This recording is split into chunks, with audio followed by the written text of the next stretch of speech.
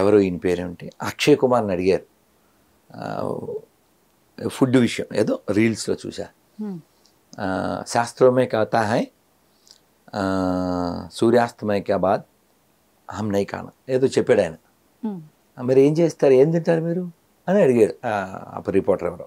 అంటే ఆయన చెప్పాడు, after sunset I never eat, but if I'm very hungry I go for salad.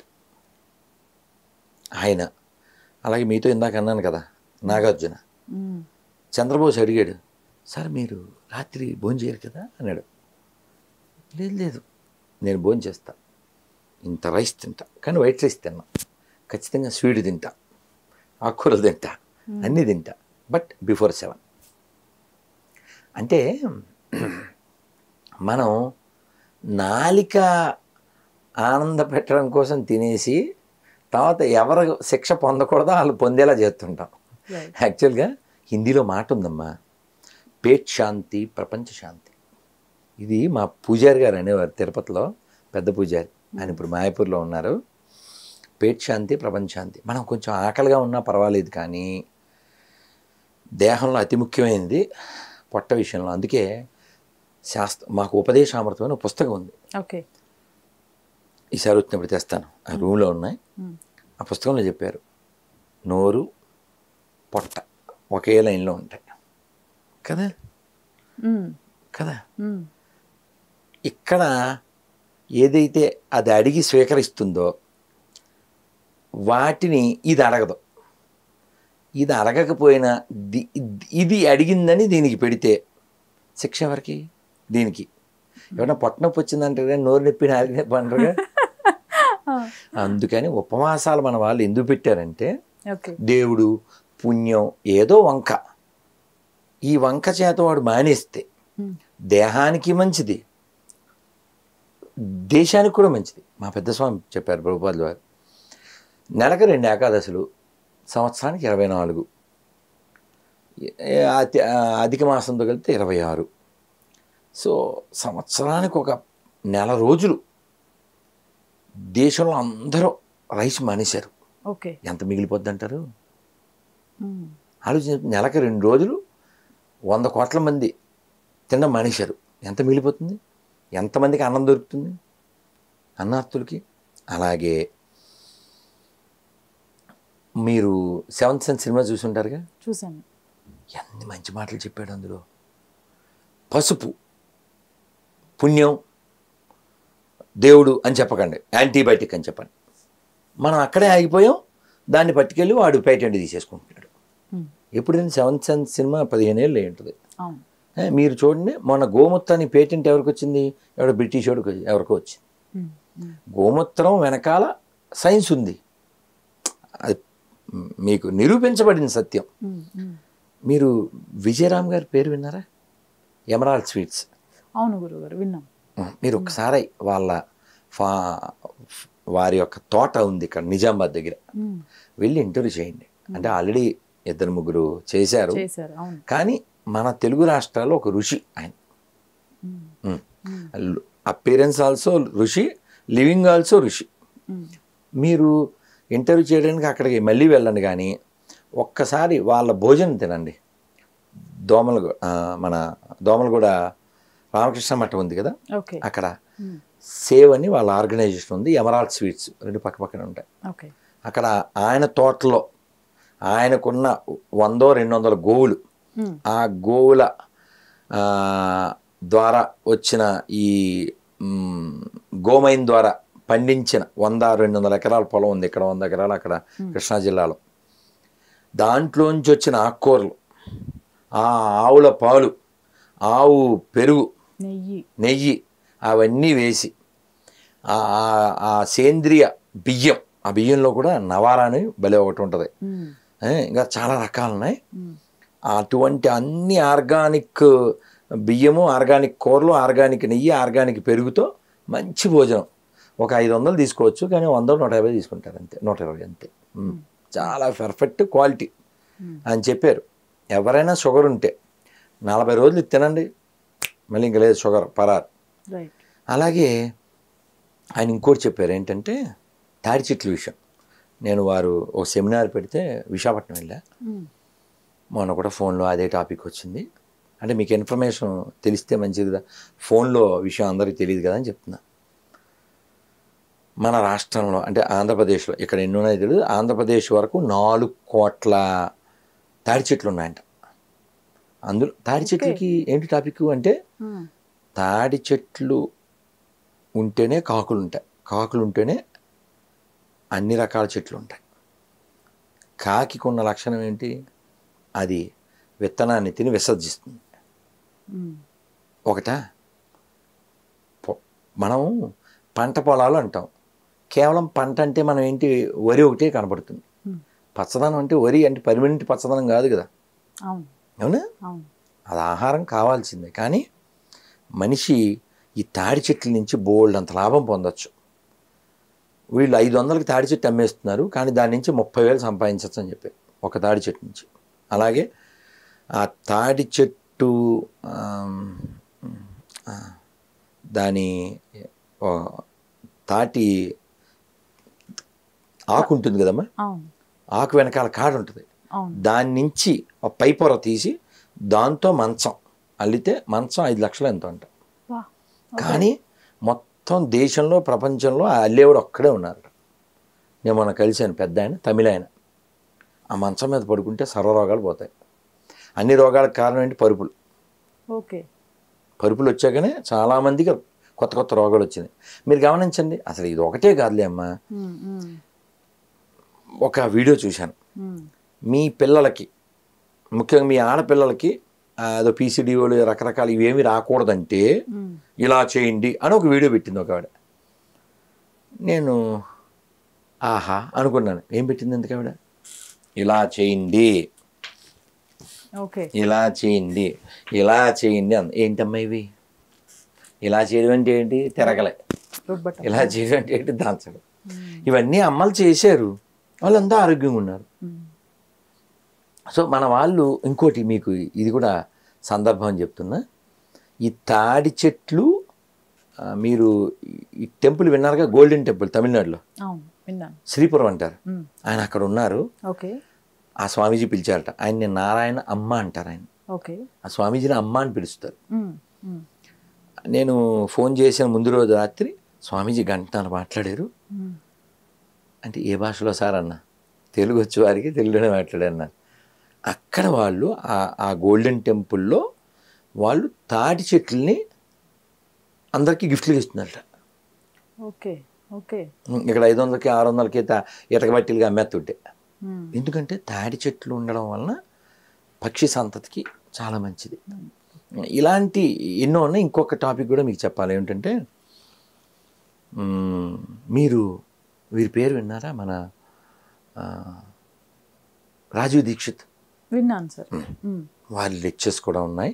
వారు లేరు, కానీ వారు ఎంతో పరిశోధన చేసి వాగ్భటాచార్యులు వారు 3000 సంవత్సరాల క్రితం వారు చేసిన పరిశోధనల ఫలితాన్ని చాలా క్రోడీకరించి ఇచ్చారు. తెలుగులో అద్భుతంగా ఉంటుంది, హిందీలో అత్యద్భుతంగా ఉంటుంది. మనం హాస్పిటల్కి ఎక్కువ తగలేసేస్తున్నాం. ఈ వర్మగారని రవివర్మ గారని ఇంకొక ఆయుర్వేదిక్ ఆయన మొన్న హోమం అది చేస్తే ధన్వంతరి యాగం వెళ్ళాను. వారు మనం చాలా ఖర్చు పెట్టేవి అలా ఊరికే 10 రూపాయలు కూడా ఖర్చు అవ్వకుండా చెప్పేస్తున్నారు. అది దంతానికి కావచ్చు, ఇంకొక కిడ్నీ విషయం కావచ్చు. కింద ఎవరు కామెంట్ పెట్టారు, ఎన్ని లక్షలు తగలేస్తున్నాం, ఇన్ని రోడ్డు పక్కన దొరికే అన్నిటితో వైద్యం చేస్తున్నారు అని. మరి పూర్వం అంతే కదమ్మా. సంస్కృతంలో మాట ఉంది, ఉత్తరేణి ఉత్తమం అని. ఉత్తరేణి అని ఉంటుంది, దాంతో తోమితే ఇంక దంత సమస్యలు రావు. ఇంకొక ఆయన చెప్పారు, కేవలం మామిడి ఆకులు ఎండబెట్టి కాల్చి పొడి చేసుకోండి, అంతే, అదే పళ్ళపొడి, ఏ సమస్యలు రావు. నేనైతే మన టీటీడీ వాళ్ళు ఆవు పిడకల పొడి అదే వాడతాను, బ్రహ్మాండంగా ఉంటుంది. అందుకని మన పూర్వీకులు తెలివైన వాళ్ళు, చాలా విషయాల్లో జ్ఞానం కలిగిన వాళ్ళు. మీరు కోల్గేట్ విషయానికి వస్తే, మీ పేస్ట్లో ఉప్పు ఉందా, మీ పేస్ట్లో చాట్ మసాలా ఉందా, మీ పేస్ట్లో లేకపోతే బొగ్గు ఉందా, అని అడుగుతారు కదా. కోల్గేట్ వయసు ఎంత? 110 ఏళ్ళు ఉంటుంది. 110 ఏళ్ల క్రితం బొగ్గు వాడారు, మొగ్గు వాడారు, వేప్పలో వాడారు, ఈ బూడిద కచ్చికంఠం ఈ పిడకల పొయ్యిలో పెట్టాక ఆ పొడి తీసుకుని దాన్ని వాడారు. ఇవన్నీ వాడితే వాడొచ్చి what is this country brute, what is this, you are using this is waste, use my paste అని చెప్పి అందరికీ అది అంటగట్టి. మీరు గమనించండి, పూర్వం ఎవరికైనా పంటి నొప్పి వస్తే లవంగ నూనె లేకపోతే లవంగం పెట్టేవారు. వాళ్ళందరూ బాగానే జీవించారు, అన్ని స్వీట్లు తిన్నారు, వాళ్ళు బాగున్నారు. ఈ కోల్గేట్ పెరిగిన తర్వాత ప్రతి గేట్ పక్కన ఒక డెంటల్ హాస్పిటల్ పెరిగింది. శరీరంలో ముఖ్యమైనది పళ్ళు కదా, ఆ పళ్ళే పాడైపోతే ఒళ్ళు పాడైపోతుంది. అందుకే పిల్లలు చూడండి ఏం స్ట్రాంగ్ ఉన్నారు. చెరుగ్గారు తినగలరా చెప్పండి పిల్లలు? ఏం గట్టిదనం ఉంది. మరి పూర్వం ఎలా ఉండేవారు? మీకు నేను చెప్పానో లేదో లాస్ట్ టైము, కలియుగ భీముడు అని పేరు విన్నారు లేదో, పేరు కోడి రామ్మూర్తి నాయుడు గారు, ఉత్తరాంధ్ర మహానుభావుడు. గట్టిగా 50 ఏళ్ల క్రితం వెళ్ళిపోయారు. ఆయన ఫోటో ఉంది అక్కడ బ్యాగ్లో. ఆయన పడుకుని మీద చెక్క వేసుకుని ఆ చెక్క మీద ఏనుగుని నిలబెట్టుకున్నారు. మనమైతే భూమిలోకి వెళ్ళిపోతాం. ఏనుగుని భరించే అంత శక్తి. పోనీ అలాగని ఏమన్నా ఇంటి పేరులో కోడి ఉంది కానీ కోడి పొగడి తింటారు అనుకుంటున్నామో, శాకాహారి. నేను ఒక ఇంటర్వ్యూ చూసి, ఆయన ఎవరో స్వామీజీ హిమాలయాల్లో ఉంటారట. ఈ రామ్ లక్ష్మణ్ ఉన్నారు కదా ఫైటర్స్, వాళ్ళు ఇంటర్వ్యూ చేస్తుంటే మీరు శాకాహారం అయిపోయారు, ఫైటింగ్ మాస్టర్లు ఎలా అని ఎవరో అన్నారు అని వాళ్ళంటే ఈయన అన్నారు, చెప్పండి ఏనుగు కూడా శాకాహారం అని చెప్పండి అని చెప్పారు. చాలామంది కేవలం నాలిక అడిగిందని చెప్పి అన్నీ తినేసి వాళ్ళు పాడైపోయి, ఏమిటమ్మా మొసళ్ళు తినేస్తారా? మొసళ్ళు తినేస్తున్నారు, కొండ చిలువలు తినేస్తున్నారు. ఇంకా భూమి మీద ఏ ప్రాణి ఉంటుందమ్మా? సంస్కృతంలో బ్రహ్మాండ పురాణంలో శ్లోకం ఉంది, జలజానవ లక్షాని స్థావరం త్రింశలక్షని క్రమయోరుద్ర సంఖ్యాక పక్షినాం దశలక్షని అని వివరిస్తారు. 84 లక్షల రకాల్లో ఏవేమి ఎన్ని లక్షల రకాలు అని చెప్పి. అందులో జల జంతువులు జలప్రాణులు 9 లక్షల రకాలు, అక్వాటిక్స్ జలజానవ లక్షాని. క్రిమికీటకాలు 11 లక్షల రకాలు, అలాగే పశవస్త్రీంస లక్షాన్ని, పశువులు 20 లక్షల రకాలు, పక్షులు 10 లక్షల రకాలు, 4 లక్షల రకాలు మనుషులు. ఇలా అదంతా శాస్త్రంలో చెప్పారు. కానీ మీరు కాదర్వల్లి గారి పేరు విన్నారు కదా, ఆయన పాపం ఎంత బాధపడతాడో. వీడంటే మనిషి, వీడి వలన చాలా జంతువులు జాతులే లేకుండా పోయినాయి, నిరామయం అయిపోయినాయని బాధపడతాను నేను. కొన్ని జాతులు లేవు, అన్ని పొట్టలోకి వెళ్ళిపోయినాయి. మనిషి యొక్క నాలిక ఎంత ప్రమాదకరంగా ఉందంటే, ఎన్ని జంతువుల్లో వాటి చాలా బాధగా ఉంటుంది. ఇన్స్టాగ్రామ్లో ఆవుని వాళ్ళు స్లాటర్ హౌస్లోకి తోస్తే, నేను ఎక్కడికి వచ్చాను, please save me, please leave me, I can't bear the smell, what happening అని ఆవు బాధపడుతూ ఆ పైన వాడు డైలాగ్స్ చేశాడు. కానీ ఫైనల్లీ స్లాటర్ చేశాడు. అప్పుడే పుట్టిన బిడ్డని ఆవుకు దూరం చేసేస్తే ఆవు వెనకాల పరిగెడుతూ ఉంది. చివరికి ఆ పుట్టిన బిడ్డని వెంటనే చంపేస్తే అమ్మేస్తారు. ఈ ఆవుని పాల కోసం మాత్రమే పెంచుతారు. నువ్వు ఏ మతమైనా, ఏ కులమైనా, ఏ దేశమైనా, ఏ ప్రాంతమైనా దయలేనప్పుడు నువ్వు మనిషివి కాదుగా. నీకున్నట్టే ఫీలింగ్స్ అన్ని ప్రాణులకు ఉంటాయి. అందుకనే సర్వభూత హితేరతాహ అన్నారు. అన్ని జీవుల పట్ల, అన్ని జీవుల హితాన్ని మనం కోరుకోవాలి తప్ప కేవలం నేను అని ప్రపంచాన్ని నాశనం చేయకూడదమ్మా. దయామతం. అందుకే చూడండి, మహావీరుడు చెప్పాడు కదా, జైన మహావీరుడు, లివ్ అండ్ లెట్ లివ్. మనకేం హక్కు లేదు, మనకి హక్కు లేదు. ఎందుకు పోతన గారు చెప్పారు కదమ్మా, చేతులారంగ శివుని పూజించడేని, నోరు నొవ్వంగ హరికి తెనుడుబడేని, దయే సత్యంబులోనుగా తలుపడేని, తల్లుల కడుపు చేటు అన్నారు. రైట్. ఎవడైతే దయ సత్యం లేకుండా జీవిస్తాడో, ఎవడైతే శివుడి పూజ చేతులతో చేయకుండా గట్టిగా విష్ణువుని నామాన్ని చెప్పడో వాడు వాళ్ళ అమ్మకి నొప్పులు ఇవ్వడం తప్ప ఎందుకు పుట్టలేదని. కాబట్టి మన శరీరం బాగుండాలి, మన మనస్సు బాగుండాలి. ఈ రెండూ బాగుండడం కోసం మనం కొన్నిటిని విడిచిపెట్టాలి. కానీ వీళ్ళు తుడిచిపెడతామనే ప్రోగ్రాంలో ఉన్నారు. మరి అంతే కదమ్మా, జంతువులు ఎందుకు తినాలి? ఇప్పుడు మా పెద్ద స్వామివారు ప్రభుపాదుల వారు అమెరికా వెళ్ళారు. వాళ్ళందరూ లేచులు, వాళ్ళకి ఏం తెలుసు?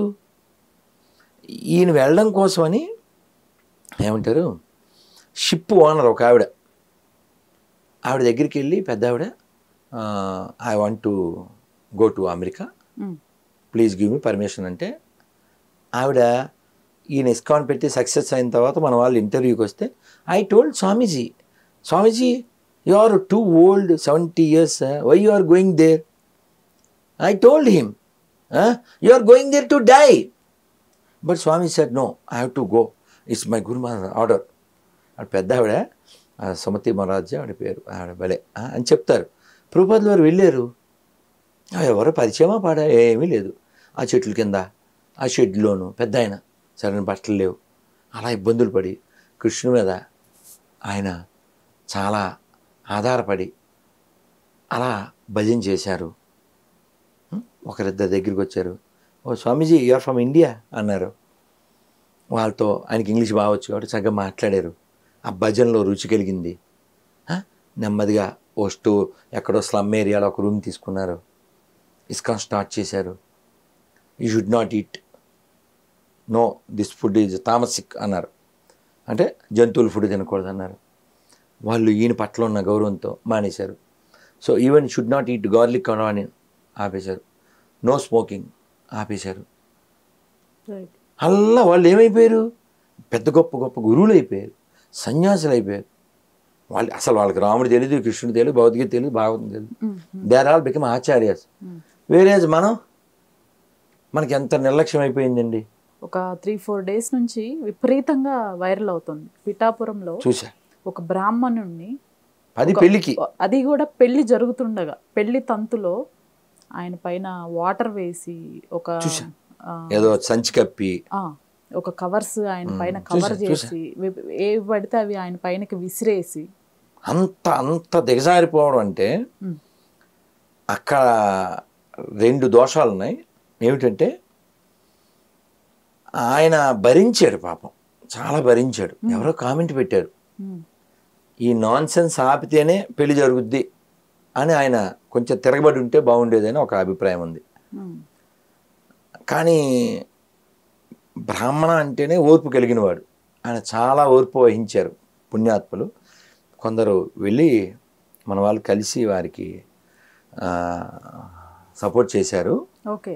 కానీ ఎవరు చేశారో వాళ్ళకి బుద్ధి చెప్పాలి. ఎందుకంటే ఎవరి చెడు ఆయన కోరలేదు, ఆయన వివాహం చేయడానికి వచ్చారు. ఆయన్ని అంత ఏడిపించి వాడు మూట కట్టుకునేది ఏమీ లేదు. అయితే ఇందులో అలా బిహేవ్ చేయడానికి కూడా రీజన్ ఏంటంటే, మీరు గమనించవచ్చు, ఈ సినీ మాధ్యమం కూడా ఉంది. చాలా చీప్గా ప్రమోట్ చేశాడు. మీరు గుర్తుందా? దేనికైనా రెడీ సినిమా గుర్తుంది గురుగారు. ఆ భరత్ అని పిల్లోడు ఇప్పుడు పెద్దోడు అనుకోండి, అందులో హలీం తినేయడం ఇవన్నీ అవునా. సో ఇలాగా అంటే క్యాజువల్గా చేసేసారు. అలా చేయడం వలన ఏమవుతుంది, వాళ్ళకి అభిప్రాయం చాలా ఒక విధమైన నీచ భావన, లేకపోతే ఒక విధమైనటువంటి తేలిక భావంతో ఇష్టం వచ్చినట్టు చేశారు. కానీ ఆయన వాళ్ళ పని మీదే వచ్చాడు.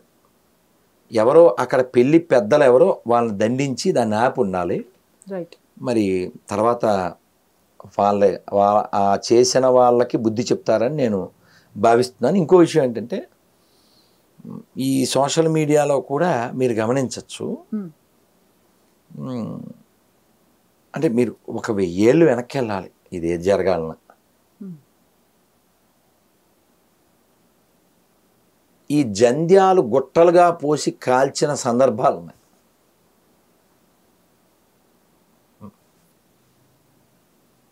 యజ్ఞోపవేతం అంటాం. యజ్ఞోపవేతం అంటే ఏంటి? యజ్ఞోపవేతం పరమం పవిత్రం. అలాంటి యజ్ఞోపవేతాలు గుట్టలుగా పోసి కాల్చారంటే ఎంతమందికి తెగిపోయి ఉంటాయి. ఇలాంటివన్నీ రజాకార్ లాంటి పాలన ఎక్కడెక్కడ జరిగిందో అక్కడక్కడ జరిగింది. ఎందుకు అలా కక్ష కట్టేశారు? సోషల్ మీడియాలో కూడా చూడండి, ఏదేదో వాగేస్తూ ఉంటారు. కానీ భగవద్గీతలో ఏం చెప్పారమ్మా? చాతుర్వర్ణం మయా సృష్టం గుణకర్మ విభాగశః. ఓకే, మీకు కథ చెప్తాను, జరిగింది. స్వామి రామతీర్థ పేరు విన్నారా? చాలా గొప్ప ఆయన, తెలుగు ఆయన. తెలుగనే అనుకుంటున్నాను, కానీ తెలంగాణ ఉద్యమంలో వారి పాత్ర ఉంది, అంతవరకు చెప్పగలను. మరి ఆయన తెలుగు ఆయన కాదేమో, అవునో నాకు తెలియదు, కానీ గొప్ప ఆయన గ్యారంటీ చెప్తా. గట్టిగా 15 ఏళ్ళు ఉండొచ్చు. వారి పరీక్షలో మామూలుగా 10 ప్రశ్నలు ఇచ్చి ఇందులో ఏదైనా 6 ప్రశ్నలకి సమాధానం రాయమంటాడు కదా. ఆయన అన్నిటికీ సమాధానం రాసి ఇందులో నీకు నచ్చిన 6కి మార్క్స్ వేసుకోమన్నారు. ఆయన కెపాసిటీ అది. అయితే వాళ్ళ నాన్నగారికి ఆయనకి ఏదో విషయంలో గొడవ వచ్చింది. నువ్వు ఇంక పౌరోహిత్యం చేయాలని ఏదో అన్నారు, నేను చదువుకోవాలి అన్నాడు ఆయన. అది అలా గొడవ పెరిగింది. అప్పట్లో చిన్న వయసులో పెళ్లి చేసేవారు కదా, గొడవ పెరిగిపోయింది, నేను చదువుకోవాలన్నాడు అంతే.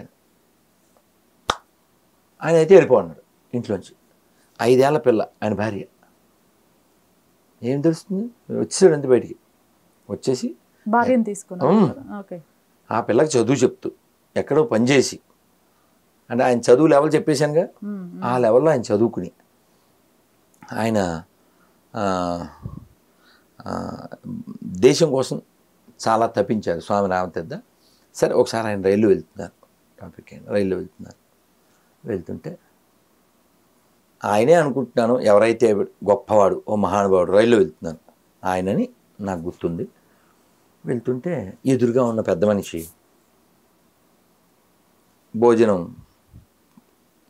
పొట్లం విప్పుకుని తినబోతూ, సార్ మీరు ఏ క్యాస్ట్ అన్నాడు. ఆ టేస్ట్ చూడడానికి ఓపెన్ చేశాను. వేస్ట్ ఫీలో క్యాస్ట్ గురించి వాడికి ఎదురుగా ఉండే ఆయన్ని ఈయన చాలా ఓర్పుతో, సార్ నా క్యాస్ట్ మీ పని ఉంది, టేస్ట్ చూడండి సార్ అన్నాడు. వాడు మూఢుడు ఈయన రెట్టించాడు. మళ్ళీ నవ్వి ఊరుకున్నారు. ఇంకా రెట్టించి, ఓహో బహుశా మీ నాన్నగారు మీ అమ్మగారు వేరు క్యాస్ట్లో అయి ఉంటారు, మీరు సంకరం అయి ఉంటారు, అందుకు పెద్ద పెద్ద మాటలన్నీ నా పరిచయం లేని ప్రయాణికుడితో, అందువల్ల మీరు చెప్పుకోలేకపోతున్నారేమో అన్నాడు. అంటే ఆయన సరేలేండి వాళ్ళ గొడవ ఎందుకు, మీరు భోంచేయండి సార్ అన్నాడు. వాడు మూర్ఖుడు ఇంకా రెట్టించాడు. ఆయన అప్పుడు ఇంకా సరే మీకు కావాలి కదా వెళ్ళండి, నేను రోజు ఉదయమే గడ్డం తీసుకుంటాను, నేను అప్పుడు మంగళవాణి, నా చెప్పులు నేనే తుడుచుకుంటాను, అప్పుడు నేను చెమర్ కలుస్తుంది. అలాగే మాకు చిన్న షాప్ ఉంది, అంగడి, అప్పుడు నేను వైశ్యుని, రోజు పూజ చేసుకుంటాను, అప్పుడు నేను బ్రాహ్మణుని, నాకు పొలం ఉంది కొంచెం, వ్యవసాయం చేస్తాను, అప్పుడు నేను కాపుని, చెప్పండి మీకు ఏ క్యాస్ట్ కావాలి అంటే వాడు బిత్తరపోయాడు. ఇంతలో స్టేషన్ వచ్చింది, అందరూ వచ్చి ఆయనకి దండలు వేశారు. అయ్యో స్వామి రామతీర్థకి జై, స్వామి రామతీర్థ జై అంట. అయ్యో సార్ మీరు ఎవరు తెలియదు సార్, క్షమించండి సార్, నేను ఇంత గొప్పవాడిని తెలియక అని అతను అన్నాడు. ఆ మూర్ఖుడు అంటే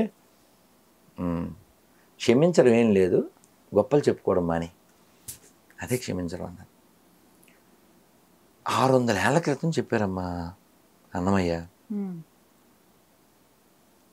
మనం పాట కూడా విన్నాం, బ్రహ్మమొక్కటే పరబ్రహ్మమొక్కటే పరబ్రహ్మమొక్కటే, నిండార రాజు నిద్రించు నిద్రయునొకటే, అండనే పండుండే బంటు నిద్రయునొకటే, మెండైన బ్రాహ్మణుడు మెట్టు భూమి ఒకటే, చండాలుడుండేటి సరి భూమి ఒకటే, బ్రహ్మమొక్కటే పరబ్రహ్మమొక్కటే, పరబ్రహ్మమొక్కటే. ఎంత స్పష్టంగా చెప్పారమ్మా. మీకు సందర్భం వచ్చింది కానీ మళ్ళీ ఇంకోటి కూడా చెప్పబుద్ధిస్తుంది. ఇప్పుడు 30 ఏళ్ల క్రితం చదివాను. మీరు రామేశ్వరం వెళ్ళారమ్మా? సంతోషం. కాశీ కూడా వెళ్ళారా? రెండు వెళ్ళాలి. రెండింటికి ఇంటర్లింక్ ఉంది. ఎవడైనా సౌత్ ఇండియా వేరు నార్త్ ఇండియా వేరు అంటే చెప్పు దిగల కొట్టాలి. ఎందుకంటే ఈ రామేశ్వరంలో ఇసుక పట్టుకుని కాశీ గంగలో గడపాలి. కాశీలోంచి గంగ నీరు తెచ్చి రామేశ్వరంలో శివుడి మీద పోయాలి. అది ఇంటర్లింక్. ఎప్పటి నుంచో, వేల సంవత్సరాల నుంచి. ఈ శివుడికి ఆ శివుడికి. నెంబర్ 1. సౌరాష్ట్రే సోమనాథంచ. సౌరాష్ట్రం అంటే రేపు వెళ్తున్నాం సోమనాథ్, రేపు నర్మదా. సౌరాష్ట్రే సోమనాథంచ అంటే గుజరాత్లో సోమనాథ్ ఉంది, మొట్టమొదటి శివలింగం. రెండో శివలింగం ఎక్కడ ఉంది? వెంటనే శ్రీశైలం. సౌరాష్ట్రే సోమనాథంచ శ్రీశైలే మల్లికార్జునం. నేను సంబంధం ఉందా అసలు ఏమన్నా? గుజరాత్ ఎక్కడ ఉంది, ఆంధ్రప్రదేశ్ ఎక్కడ ఉంది కదా? జ్యోతిర్లింగాల్లో మొదటిది గుజరాత్, రెండోది శ్రీశైలం, మల్లికార్జున. రెండో పాయింట్. ఓకే. రామానుజాచార్యులు ఎక్కడ? సౌత్ తమిళనాడు. మధ్వాచార్యులు ఎక్కడ? కర్ణాటక. శంకరాచార్యులు వారు ఎక్కడ? కేరళ. మరి శంకర సాంప్రదాయం, రామానుజ సాంప్రదాయం, మధ్వ సాంప్రదాయం ఉత్తరాదిలో కూడా ఉంది. తెలంగాణకు వస్తే కొంపల్లి మాధవీలత గారు ఒక బాణం వేసినట్లు ఒక వీడియో వైరల్ అవుతుంది సోషల్ మీడియాలో. దానికి సంబంధించి ఈసీకి కంప్లైంట్ చేశారు. ఈరోజే మనకి ఫ్లాష్ న్యూస్ ఎఫ్ఐఆర్ కూడా నమోదు చేశారు ఆవిడ పైన. దేనికి? చిత్రం. ఏం చేసింది ఆవిడ? ఏమన్నా అందా? హింసను ప్రేరేపిస్తుంది. ఎలా ఎలా ఏమన్నా అందా? ఒక సైన్ బాణం వేసినట్లు. కాదండి, బాంబులు ఎత్తేనే ఎఫ్ఐఆర్ లేవు. ఆడపిల్లని నడి రోడ్డు మీద నరికేస్తేనే ఏమీ లేదు. బాణంతో ఫోజు కొడితే ఎఫ్ఐఆర్లు కట్టగలిగారు వీళ్ళు. మరి రోడ్ల మీద చేసే అరాచకాలకి ఏమైనా కడుతున్నారా? అయితే ఇందాక ఎవరో చెప్పారు, ఆవిడ వస్తే మాతో కరెంటు బిల్లు కట్టేస్తుంది, అందుకని మేము ఆవిడ సపోర్ట్ చేయమన్నట్టుగా. అంటే చదువుకున్న వాళ్ళు వేరుంటారు. చదువుకున్న ఆడవాళ్ళు ఆవిడకి మద్దతుగా మాట్లాడడం నేను చూశాను. ఈవెన్ నేను ముస్లిమ్స్. ఇంకా చదువురాని బ్యాచ్ ఈ కరెంటు బిల్లు కట్టడానికి వెళ్తే కొట్టే బ్యాచ్ ఉంటారు కదా, వాళ్ళకి నచ్చరు కదమ్మా. సహజం కదమ్మా. ఎప్పుడైనా దొంగడు అంటే ఎవరికి నచ్చుతుంది? నచ్చదుగా. బాగుంది. ఇలాంటి వాటికి ఎఫ్ఐఆర్లు కడుతున్నారన్నమాట. బాగుంది. కానీ గురుగారు, ఏపీ సీఎం జగన్మోహన్ రెడ్డి గారి పైన స్టోన్ అటాక్ ఒకటి జరిగింది. అది అసలు ఆంధ్రప్రదేశ్ భవిష్యత్ని, రాజకీయాల్ని ఎలా తీసుకెళ్తుంది అంటారు? బాబాయ్ కాదమ్మా, ఇప్పుడు స్టోన్స్తో కొట్టి గుళ్ళు బద్దలు కొట్టి స్టిల్ 5 days అయినా ఆ గాయం కూడా తగ్గలేదని చెప్పేసి అసలు నేను ఏదో ఫోటో చూసానులే. ఒక 15-20 మంది డాక్టర్లు మధ్యలో ఉన్నారు. వారు ఏమిటో మరి మనకు తెలియదు. ఆ గాయం వెనకాల అంత మంది డాక్టర్ల కృషి ఏమిటో మరి, వాట్ ఎవర్ ఇట్ మేబీ. అయితే ఆ రాయికి తగిలిన స్థలం కనకదుర్గమ్మ గుడికి దగ్గరలోనే. అవును గురుగారు. అది మనం ఎలా అర్థం చేసుకోవాలి అంటే, కర్మ విల్ కమ్ బ్యాక్ అనేది కూడా మనం ఒక విధంగా చూడొచ్చు. నిజంగా ఎవరైనా అలా రాళ్ళు వేసి అలాంటి పిచ్చి వేషాలు వేస్తే మరి పట్టుకున్నారా ఇంతకైనా నాకు తెలియదు. ఒక అతన్ని తీసుకున్నారు కస్టడీలోకి అని విన్నాము. 5-6 రోజులు అయితే వేసిన రాయి కనిపించలేదు. రాయి అంటే కింద పడిపోద్దులే అమ్మా, రాయి మాయ కాదు కదా. కాదమ్మా, రాయి విషయం వదిలేదు, కనీసం పట్టుకోవాలిగా. లేదు, ఇంకా అయితే దొరకలేదు. కాదమ్మా, సీఎం అమ్మా, ఏమైనా అల్లాటప్ప మామూలు కాదుగా. అక్కడ ఎంత హై సెక్యూరిటీ ఉంటుంది. ఇప్పుడు రాముల వారి రామతీర్థంలో మెడ కోసేశారు, రాతి విగ్రహం, పైకి వెళ్ళి కరెంటు బ్లేడు వాడకుండా జరగని పని. వాడిని పట్టుకోలేదంటే పోనీ ఆయన మతం కాదు కాబట్టి ఆయనకి అభిమతం లేదు, పట్టుకోలేదు, వేరే అనుకోవచ్చు. ఇది చాలా చిత్రంగా ఉంది. ఏమోనమ్మా, మనం చెప్పలేం ఏ నిమిషానికి కానీ ఏమి గురుగారు జరుగునో. అక్కడ విజయవాడ ఇంద్రకీలాద్రి అని ఎందుకు తీసుకున్నారు పాయింట్? అంటే గతంలో అమ్మవారి గుడిలో రథం, ఓకే, అక్కడేవో వెండి విగ్రహాలు, వెండి సింహాలు అవును మిస్ అయిపోయినాయి కదా. అవును గురుగారు. మళ్ళీ వచ్చినట్టు తెలీదు. కానీ అప్పట్లో ఒక మంత్రి అయితే పోతే పోనే ఏమైంది, పోతే మళ్ళీ వస్తాయి అని ఆంజనేయ స్వామి చేరిపోయింది, మళ్ళీ బాగు చేయించేస్తాం, ఇలాగా చాలా నిర్లక్ష్యంగా మాట్లాడింది అయితే మనకు గుర్తుంది. కానీ కాలం కొంత మనం ఎదురు చూస్తే సమాధానం చెప్తుంది, మనం ఓపికగా ఉండాలి. ఇప్పుడు మన గుడి ద్వారా ఎవరైనా బెనిఫిట్ అవుతున్నారు తప్ప నష్టం అయితే లేదు. గుడికి మాత్రం అందరూ నష్టం చేస్తున్నారు. గుళ్ళో డబ్బులు ఎత్తుకుపోతారు, ఎవడొస్తే వాడు పథకాలకి వాడికి వాడేసుకుంటాడు, వీడు వాడు అంటూ తేడా లేకుండా. గుళ్ళల్లో ఎవరి పార్టీ ఉంటే వాళ్ళ పార్టీ వాళ్ళని పెత్తనాన్ని పెట్టేస్తుంటారు, గుళ్ళ మీద అధికారం ఎలా ఇచ్చేస్తుంటారు.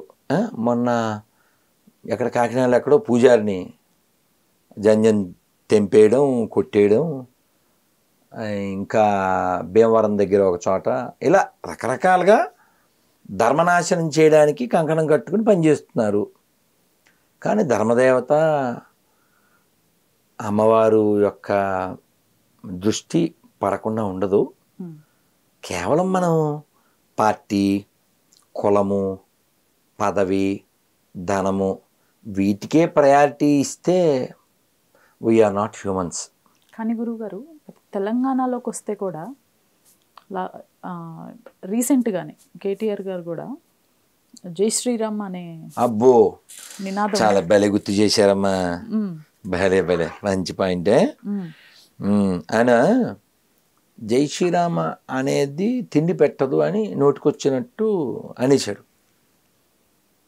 ఇప్పుడు అతను పేరు రాముడి పేరే కానీ అతనికి ఏమీ తెలియలేదు ఆ విషయం. రాముణ్ణి అవమానించాడు అనేటువంటి ఒక వ్యక్తి, అతని పేరు మునావర్ ఫారూక్ అని ఎవరో, అతను చాలా నీచంగా హేయంగా మాట్లాడాడు. అతను ఇక్కడ ఏదో షో చేయడానికి వస్తే కొందరు మన వాళ్ళు అబ్జెక్ట్ చేశారు. అబ్జెక్ట్ చేస్తే you should see show as show అని ఇతను షో చేశాడు. మరి ఎవరైనా వాళ్ళ మత గ్రంథాన్నో లేకపోతే వాళ్ళ దేవుణ్ణో వాళ్ళ గురువునో అలా కామెడీ చేస్తే ఈ డైలాగ్ వేస్తాడంటారా? అంటే మనకి ఇప్పుడు ఇతను ఎలా అనేసాడు, జై శ్రీరామ్ అంటే అన్నం దొరకదని, పోనీ అల్లాహ్ అక్బర్ అంటే అన్నం దొరకదు, లేదా ప్రైజ్లో అంటే అన్నం దొరకదు అయ్యా అని హోల్సేల్గా అనగలడా? పోనీ వీళ్ళ లక్ష్యం ఏమిటి? వీళ్ళ లక్ష్యం ఏమిటి? ధర్మాన్ని నాశనం చేయడం. ఇప్పుడు జై శ్రీరామ్ అని ప్రపంచంలో జై శ్రీరామ్ అనే పదంతో కొత్త దేశాలు ఏం పుట్టలే. జై శ్రీరామ్ అని అనడం ద్వారా ఎవరైనా అన్నాన్ని పొందారు తప్ప నష్టాన్ని పొందలేదే. జై శ్రీరామ్ నినాదంతో దేశాలు ఏం విడిపోలేదే. కానీ ఏ నినాదంతో కొత్త దేశాలు పుట్టినాయో మనకు తెలుసు, ఏ నినాదంతో పాత బస్తీలు పుట్టినాయో మనకు తెలుసు. మొన్న ఏదో వేరే ఛానల్లో ఇంటర్వ్యూలో మీరు పరమత దేశాన్ని కలిగి ఉన్నారని అనుకోవచ్చా అని ఏదో ఏదో కొంచెం అతి తెలుగుగా అడిగాడు ఒక అతను. అడిగితే నేను చెప్పాను, నాకు అలాంటిది ఏం లేదు నాన్న, ఏది అధర్మమో దాన్ని వ్యతిరేకిస్తున్నాను నేనంతే. నాకైతే అన్ని ప్రాంతాలు అందరూ సమానం, అందరూ మనవాళ్ళే, అందరూ సమానమని నువ్వు అంటున్నావు కాబట్టి మనం పాత బస్తీలో పొద్దున్నే 5ంటికి భజనకి వెళ్దాం నాగ సంకీర్తన కన్నా అంటే వాళ్ళు అన్నాడు. మరి నువ్వే చెప్పావు రోజుకి 5 సార్లు మేము వింటున్నాంగా, మాకు సంబంధం లేకపోయినా మేము వింటున్నాంగా, మరి ఒకసారి భజన వాళ్ళు కూడా వినొచ్చుగా అంటే అతని దగ్గర ఆన్సర్ లేదు. కాబట్టి మార్పు ఎక్కడ రావాలంటే ఈ సెక్యులర్ మైండ్స్లోంచి రావాలి.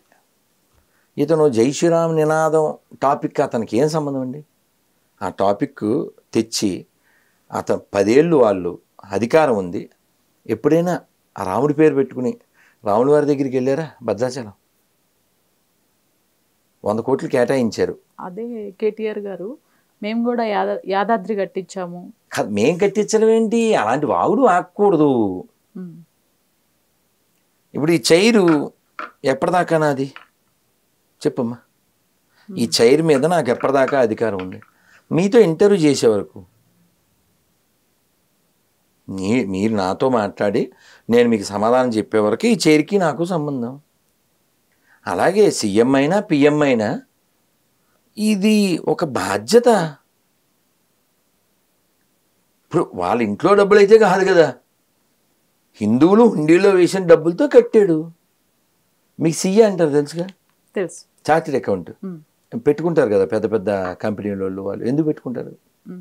ఆ లెక్కలు అవి చూడడం పెద్ద పని కాబట్టి, బాబు నువ్వు చూడు సంవత్సరానికి ఎంత డబ్బులు ఇస్తారు షాపులో వాళ్ళు, అంతే కదా, అంతేనా? అవును. సేమ్ సీఏ అలాగో సీఎం కూడా, సీఏ అలాగో పిఎం కూడా. ఇంకా బాగా చెప్పాలంటే పెద్ద పాలేరు, గ్రామానికి పాలేరు సర్పంచి, నియోజకవర్గానికి పాలేరు ఎమ్మెల్యే, రాష్ట్రానికి పాలేరు సీఎం, దేశానికి పాలేరు పిఎం. పోనీ వాళ్ళ భాషలోనే for the people, by the people, of the people. మేము కట్టించామనే పదం అసలు ఎక్కడైనా అప్లికబుల్ అవుతుందా? మా హయాంలో జరిగిన మంచి పని అంతవరకే. మేము కట్టించామనే పదం వాడకూడదు, ఎవరు వాడకూడదు. అయోధ్య రామ మందిరం అయినా సరే, ఇక్కడ యాదాద్రి అయినా, అది మా హయాంలో జరిగింది, మంచిదే. మేము మా డబ్బులు అన్నట్టు మాట్లాడకూడదుగా. అది ఎవరు కదా, ప్రజలదే, హిందువులది. అది కాక ఆయన స్టేట్మెంట్ ఇచ్చాడు, ఏంటిది? యాదాద్రి గుడి 1200 కోట్లు పెట్టాం. అది 1200 కోట్లు ఎక్కడ ఒకసారి అడగండి. 10 ఏళ్లలో హాజ్ యాత్రకి ఎంత ఖర్చు పెట్టారు ఒకసారి అడగండి. రంజాన్కి ఎంత ఖర్చు పెట్టారు? తోఫా అంటారు తెలుసా? మసీద్ నిర్మాణానికి ఎంత ఖర్చు పెట్టారు? ఆ డబ్బులు ఎక్కడవే? యాదాద్రి డబ్బులు ఎక్కడే? పోనీ 5 ఏళ్ళు హోమ్ మినిస్టర్గా ఉన్నాడు అంతకుముందు, ఆయన పేరు ఏదో ఉంది, మహమ్మద్ అలీ ఎవరో. శాల్యూట్ చేశారమ్మా ఎప్పుడైనా జెండా వందనంలో? నాకు తెలియక అడుగుతున్నా. జెండా వందనం, శాల్యూటు, వందే మాత్రం, జనగణమన అవి ఉన్నాయా, చేశారా అని అడుగుతున్నా. గుళ్ళో డబ్బులు ఆయనే చెప్పాడు, ఏమని? 1200 కోట్లు పెట్టాము, రోజు ₹1 కోటి వస్తుంది, ఇది మా విజన్ అన్నాడు. అంటే గుళ్ళ మీద డబ్బులు తేగలం మేము. మరి మసీద్ నుంచి ఎంత వస్తుందంట? 10 ఏళ్ళలో ఎంత వచ్చి? పోనీ వారినే చెప్పండి ఎప్పుడు. నా పోనీ 10 ఏళ్లలో తెలంగాణ రాష్ట్రంలో గుళ్ళల్లోంచి, దేవాలయాల నుంచి ఎంత, మసీద్ నుంచి ఎంత, చర్చిల నుంచి ఎంత, చెప్పండి. హరీష్ రావు చెప్పాడు, మేము 436 చర్చిలకి ఇన్ని డబ్బులు ఇచ్చాను, ఇన్ని కోట్లు అని చెప్పాడు. ఎక్కడ ఎక్కువ అడగండి, ట్యాక్సుల డబ్బులేగా, అవునా? చర్చిని చేద్దరు అలాగా. మసీదు రిపేర్కి ఎక్కడో వనపర్తి దగ్గర ఎక్కడో 80 లక్షలు ఎంతో ఇచ్చారు ఒక 2 ఏళ్ల క్రితం. ఇప్పుడు అది రిపేర్ చేస్తుంటే అక్కడ శివలింగాలు అవి బయటపడ్డాయి. ఎందుకని? అది గుడి కాబట్టి. తిరుమల తిరుపతి దేవస్థానం టీటీడీ అఫీషియల్ వెబ్సైట్లో సాక్షాత్తు మీ పేరు గురించి ప్రస్తావించి మాజీ ఇస్కాన్ సభ్యులు రాధా మనోహర్ దాస్ మత పిచ్చి, మత ప్రచారం ఎక్కువైపోయి మానసిక స్థితి కూడా సరిగ్గా లేకుండా ప్రవర్తిస్తున్నా. మరి ఏం చేయాలి? తిరుమలలో గోవింద్ అనకుండా వీడిలాగా టీషర్ట్ వేసి తిరగాల? చెప్పమ్మా. కాదు గురుగారు, అసలు అఫీషియల్ వెబ్సైట్లో అమ్మ అక్కడ ఉన్నదే అన్అఫీషియల్ ఫెలోస్. ఓకే, వాళ్ళని చెప్పమని ఇప్పుడు నేను ఒక ప్రశ్న అడిగి 6 ఏళ్ళు కాదమ్మా, 6 ఏళ్ళు ఇప్పుడు నువ్వు ప్రశ్నించకుండా ఉండు, నువ్వు మంచోడివి. రైట్. నువ్వు క్వశ్చన్ చేస్తే నువ్వు దుర్మార్గుడివి. వాడికి ఆన్సర్ చెప్పండి. వాడు నా మీద పోస్ట్ పెట్టి, నా మీద కామెంట్ పెట్టి, నా మీద స్టేటస్ పెట్టో, లేకపోతే నా మీద ఒక ప్రెస్ నోట్ పెట్టో వాగడం కాదు కదా. నా మాట అబద్ధమని చెప్పండి చూద్దాం. తిరుమలలో రైస్ బాగోలేదు, ఇది అబద్ధమని చెప్పండి చూద్దాం. తిరుమలలో తినే రైసు సీఎం, ఎంపీలు, టీటీడీ వాళ్ళు అందరూ తింటున్నారు అని చెప్పండి చూద్దాం. వాళ్ళు తింటారా? ఆ రైస్ తినగలరా వాళ్ళు? మరి ఓనర్స్ ఎందుకు తినాలంటున్నా? వాళ్ళు పనోళ్ళు. టీటీడీ ఈఓ అయినా, టీటీడీ చైర్మన్ అయినా పనోళ్ళు. తిరుమలలో హుండీలో డబ్బులు వేసే ఓనర్స్ ఎవరు? భక్తులు. ఓనర్స్ వేసిన డబ్బులతో ఓనర్స్కే నువ్వు సరిగా పెట్టకుండా పనోడు నువ్వు అనుభవిస్తున్నావు. భక్తులు పాపాలు కడుక్కోవడానికి వేసిన డబ్బులతో ఈ పాపిస్టోళ్ళు ఏమో పెట్రోలు, బండ్లు, కార్లు అన్నీ వాడేసేసుకుని గోవిందనామని చెప్పరు. తిరుమలలో వసతులు ఉండవు. పూర్వం ఆ క్యూ లైన్లో బాక్సులు ఆ కంపార్ట్మెంట్లో ఉన్న వాళ్ళకి రకరకాల ప్రసాదాలు పెట్టేవారు.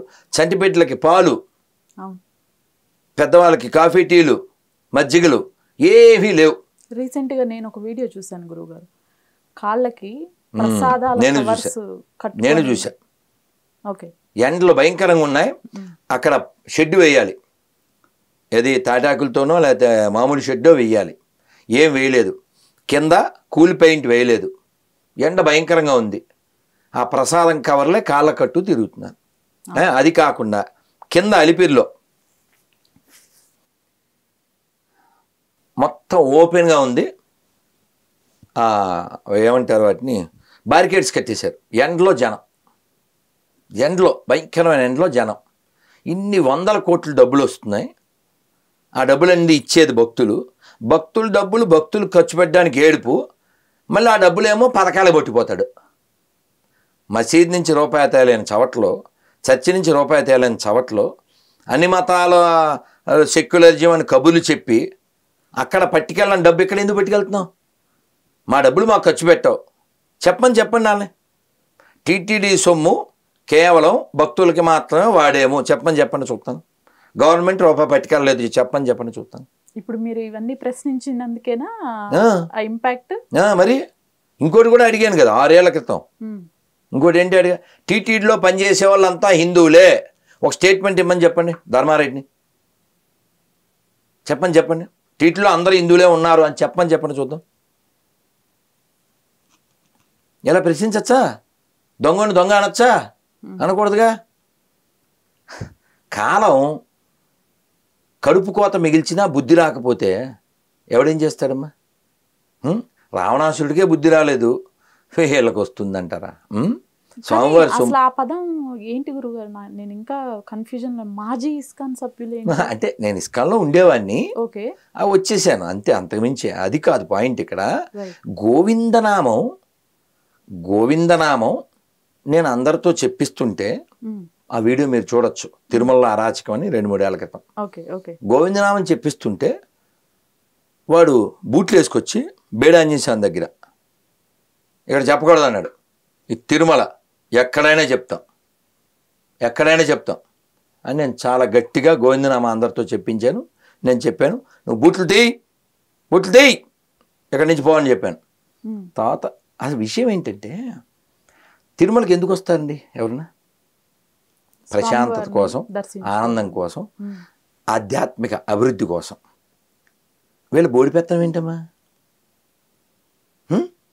వీళ్ళు పనోళ్ళు కదా. ఇప్పుడు మెయింటైన్ చేయడానికి పెట్టుకున్నాం మనం వాళ్ళని. వాడు బాస్ కాదు, వెంకటేశ్వర బాసు, ఆడు బాసు కాదు. అర్థమైందా? ఇంతకుముందు ఇంకొక ఆయన ఉన్నాడు ఈఓ కింద, ఇప్పుడు ఈయన, రేపు పోతాడు ఇంకొకళ్ళు వస్తారు. అక్కడ పర్మనెంట్ బాస్ ఎవరు? వెంకటేశ్వర కదా, వీళ్ళు కాదు కదా. కానీ వీళ్ళు ఏమనుకుంటున్నా అంటే మనదే రాజ్యం అని వీళ్ళు పిచ్చి వేషాలు వేస్తున్నారు. కానీ కాలం అందరికీ తీర్చేస్తుంది. ఆల్రెడీ ఎన్ని చూసాం మనం. రీసెంట్గా ఈ సోషల్ మీడియాలో కూడా మీ పైన దాడి మొదలు పెట్టారు. రాధా మనోహర్ దాస్ ఎవరు? ఇంకా ఎన్ని కోట్లు ఆస్తులు. అవి ఎక్కడన్నా నాకు కూడా ఇవ్వండి. మీకు జోక్ చెప్తాను కాదు, మీకు కొన్ని ఇస్తాను. కానీ అసలు ఇప్పుడు కాదమ్మా, 2-3 ఏళ్ల క్రితం, 2-3 ఏళ్ళు అవుద్ది, వీడికి తిరుపతిలో 5 ఎకరాలు ఉంది, అది కొట్టేద్దామని వీళ్ళు ఇలా బెదిరిస్తున్నారని ఎవరెవరో చెప్పారు. అంటే బాబు ఎక్కడుందో చెప్పండి, నాకు కూడా తెలియదు, మీరు ఎంత కావాలితే అంత తీసుకుని నాకు కూడా కొంచెం ఉండే, మరి అది కొంపలో ఉంటున్నాను అని ఇంకా ఆ జోక్ నవ్వుకున్నాను. అంటే వీళ్ళ ఊహలో ఎందుకంటే నేను ఆ ప్రపంచాన్ని పెంచుకోవాలనుకోవట్లేదు. ఇప్పుడు నేను ఎవరో దింపారా, ఇప్పుడు మళ్ళీ మీరు దింపుతారు అంతే. కారు ఇలాంటి ఆశలు ఆలోచన ఏమి లేవు నాకు. ప్రపంచం చాలా సింపుల్గా ఉండాలి తప్ప అలా పెంచుకుని మనశ్శాంతిని కోల్పోయి ఏదమ్మా ఏది నీది, కనీసం అసలు సొంత ఇల్లు కూడా లేదా, ఎందుకు ఉండాలి చెప్పు. ఇదే సొంతం కాదుగా, మీది వదిలేసేయండి. పూర్వం నుంచి వాళ్ళకు ఉంటుంది, ఆ ఇంట్లో వాళ్ళకు ఉంటుంది, నాకు సంబంధం ఉంది, నేను వదిలేసానుగా. ఈ ఒళ్ళు మాత్రం వాళ్ళది, ఆ ఇల్లు నాది కాదు, వాళ్ళకి సంబంధించింది. కాబట్టి మనం ఇప్పుడు ఈ శరీరం నిలబడడానికి ఓ పూట తినాలి, ఈ శరీరం నిలబడడానికి ఏదో ఒక గూడు ఉండాలి తప్ప దీనికోసం ఏదేదో చేసేసి నాకు ఎవరెవరో అక్కడక్కడ ఆశ్రమం కడదాం, లేకపోతే ఆ కొండ మీద కడదాం శ్రీకాకుళంలో, లేకపోతే ఇంకో చోట ఏదో అడిగారు. ఏమొద్దు నేను మీకు దాన్నం. ఇప్పుడు మనం ఏదైనా వస్తువో స్థలమో తీసుకోవడం పెద్ద విషయం కాదు. తర్వాత దీపం పెట్టాలా, దాన్ని మెయింటైన్ చేయాలా. మేము ఉన్న చోటే నేను ఉన్నప్పుడు దీపం పెడతాం, నేను లేనప్పుడు తెర వేసి ఉంటుంది. కాబట్టి మనం ఏమంటారు, మొయ్యలేని బరువులు పెట్టుకోదలుచుకోలేదు. ఇప్పుడు అయినా పోని వాళ్ళు పెట్టుకుని ఏమన్నా, ఇప్పుడు ఒక ఆయనకి 1,00,000 కోట్ల ఆస్తి, ఒక ఆయనకి 30,000 కోట్ల ఆస్తి, ఏదో ఆస్తులు చెప్తారు కదా. రాజుగారి కథ గుర్తుందా మీకు చిన్నప్పుడు? మంత్రిని అడిగాడు, ఓ మనిషికి అసలు ఎంత స్థలం కావాల్సి వస్తుంది అని అడిగాడు. రేపు టముకేద్దాను అన్నాడు. టముకేసాడు. టముకేసి సూర్యాస్తమైన లోపల ఎవడు ఎంత పరిగెడితే ఆ స్థలం అంతా ఆడిదే అన్నారు. అలా కొంతమంది ఔత్సాహికులు వచ్చారు, కొంతమంది పరిగెట్టి డ్రాప్అవుట్ అయిపోయారు. ఒకడు మాత్రం భోజనం టవల్లో కట్టి తెచ్చుకున్నాడు. వాడు వాటర్ బాటిల్ తెచ్చుకున్నాడు, నడిచాడు. అమౌంట్ అడిగితే తక్కువ పొలం వస్తుంది. పరిగెట్టాడు. ఈ భోజనం బరువుగా ఉంది, పడేశాడు. కాసేపటికి వాటర్ బాటిల్ బరువు పడేశాడు. పరిగెత్తాడు. ఇంచుమించు మధ్యాహ్నం 3:30, 4 అయిపోయింది. పొద్దున సూర్యోదయంతో మొదలు పెడితే. కానీ డెడ్ లైన్ ఏంటి, నువ్వు ఎక్కడ మొదలెట్టావు అక్కడికి వచ్చేయాలి, అప్పుడు ఆ స్థలం అంతా నీదే అన్నారు. వాడు డెడ్ లైన్ పెట్టుకున్నది కొన్ని 100 ఎకరాలకి ఎక్కడో ఒక కరపాతాడు. రిటర్న్ రావాలిగా. నువ్వు 10 గంటలు పరిగెట్టిన పరుగు వితౌట్ ఫుడ్ వితౌట్ వాటర్ 2 గంటల్లో కవర్ చేస్తావా? అబ్బో స్థలం అంతా పోద్ది అని పరిగెట్టి చివరికి ఎక్కడ స్టార్ట్ అయ్యాడో అక్కడికి వచ్చాడు. టాప్న పడ్డాడు, ఇంకా లేవలే. అప్పుడు మంత్రి గారు రాజుగారికి చెప్పారు, సార్ మనిషికి 6 అడుగులు కావాలి. మనిషికి ఎంత కావాలి? 6 అడుగులు కావాలి. అందుకని మనకు ఒక తత్వంలో పాట కూడా ఉంది, ఇల్లంటావు ఉల్లాసపడతావు, ఇల్లెక్కడున్నదే చిలక, అల్లంత దూరాన వల్ల కాటిలోన నీ ఇల్లు ఉన్నదే చిలుక, మున్నాళ్ళ ముచ్చటకు మురిసేవు భ్రమసేవు, ముందుగతి కానవే చిలుక. రాధా మనోహర్ దాస్ గారు ప్రతి ఒక్క దైవ దర్శనం చేసుకుంటూ ఉంటారు. అసలు ఒక రోజు ఎక్కడుంటే ఇంకో రోజు ఎక్కడ ఉంటారో తెలియదు. ఆధ్యాత్మికంగా వెళ్ళే పర్సన్ ఇతర మతాలని గొర్రె మతం అని, ఎడారి మతం అని వాళ్ళు హట్ అవుతున్నారు. గురువు గారు, మీరు ఎందుకు అసలు గొర్రె మతం అని ఎందుకు అంటారు? ఫస్ట్ ఇప్పుడు మిమ్మల్ని మీడియా పీపుల్ అనొచ్చా అనకూడదా? అనొచ్చు. ఎందుకని? మీరు మీడియా వాళ్ళు కాబట్టి. మీరు హట్ అయిపోతే నేను ఎలా, ఇంక నేను ఏం రియాక్ట్ అవ్వాలి? ఇప్పుడు బైక్ మెకానిక్ వచ్చాడు, ఆ పేరు తెలియదు, బాబు మెకానిక్ అన్నాను. హట్ అయిపోతే ఎలాగ నువ్వు? మెకానిక్ అనకూడదా? అలాగా they call themself, they consider themself as gorrels and they called as gorrel. నేను తప్పిపోయిన గొర్రెల కొరకే వచ్చి తిని అని వాళ్ళ బుక్కులో వాళ్ళ సో కాల్డ్ గాడ్డే చెబితే, నేను తప్పిపోయిన గొర్రెలను వెతుకుట కొరకే వచ్చి తిని అన్నాడు ఆయన వాళ్ళ బుక్కులో. సో నేను తప్పిపోయిన నా భక్తుల కొరకు వచ్చి తిని అనలేదు, గొర్రెలు అన్నాడు. గొర్రె దేనికి సాదృశ్యం? మటన్కి. దేని పనికొద్దామా మటన్ తప్ప? బుర్రలేదు గొర్రె. ఓ గొర్రె ఎటు వెళ్ళింది అనుకో, మిగిలిన గొర్రెలు ఏం చేస్తాయి? అన్నీ అటు వెళ్తుంది అని గొర్రె దాటు అంటారు. ఫోన్ ఉందా గురుగారు? ఉందమ్మా, బలిదాన్ని రీల్ ఒకటి వచ్చింది. రైట్, అద్భుతం. మీకు సమాధానం చెప్తాను. ఇది ఒకటే కాదు, అసలు ఎంత అద్భుతం అంటే, ఒకే ఒక దెబ్బ వేశారంటే అది వేడి పెన్ను పోసి అడ్డం కరిగిపోయింది గోడలు. నిజంగా మన దేవుడు గొప్పవాడు కనుక నన్ను బ్రతికించాడు, కానీ లేకపోతే పెన్ను పోసరండి ముక్కలైపోవాల్సింది. ఆ బాధను భరించలేక మళ్ళీ అరుస్తూనే వెల్లికిలా తిరిగాను. ఎప్పుడైతే వెల్లికిలా తిరిగానో ఛాతి దగ్గర నుంచి మోకాళ్ళ వరకు ఎక్కడ అవకాశం ఉంటే అక్కడ అదే గొడ్డలు పెట్టి నరిగేస్తున్నారు. ఇటు అరుగుతుంటే అటు తిరుగుతున్నాను, అటు అరుగుతుంటే ఇటు తిరుగుతున్నాను. అనుకోకుండా ఒక గొడ్డలు దెబ్బ వచ్చి కాదమ్మా, నా ఎడమ వైపు. కానీ ఈ గొడ్డలేంటి ఇప్పుడు మీరు ఇంకా మనం చెప్పి సాలైపోతుందమ్మా. రాయలసీమ భాషలో చెప్పాలంటే సాలైపోతుంది. కాదు ఇప్పుడు ఆ మధ్య అంటే పాతదే, కానీ కొన్ని జోక్స్ పాతవైనా బాగుంటాయి అనుకోండి. అత్త పొడుగున్నాడు మా తను ఎవరో. ఏం సార్ మీరు ఎక్కడి నుంచి వచ్చారు బాబు? మా తూర్పుగోదావరి జిల్లా సార్. 2 అంతస్తులు మేడ నుంచి పడిపోయాను. ఏమైంది? పడిపోగానే పక్కటెముకలు పట్మని ఇరిగిపోయినాయండి అంటాడు.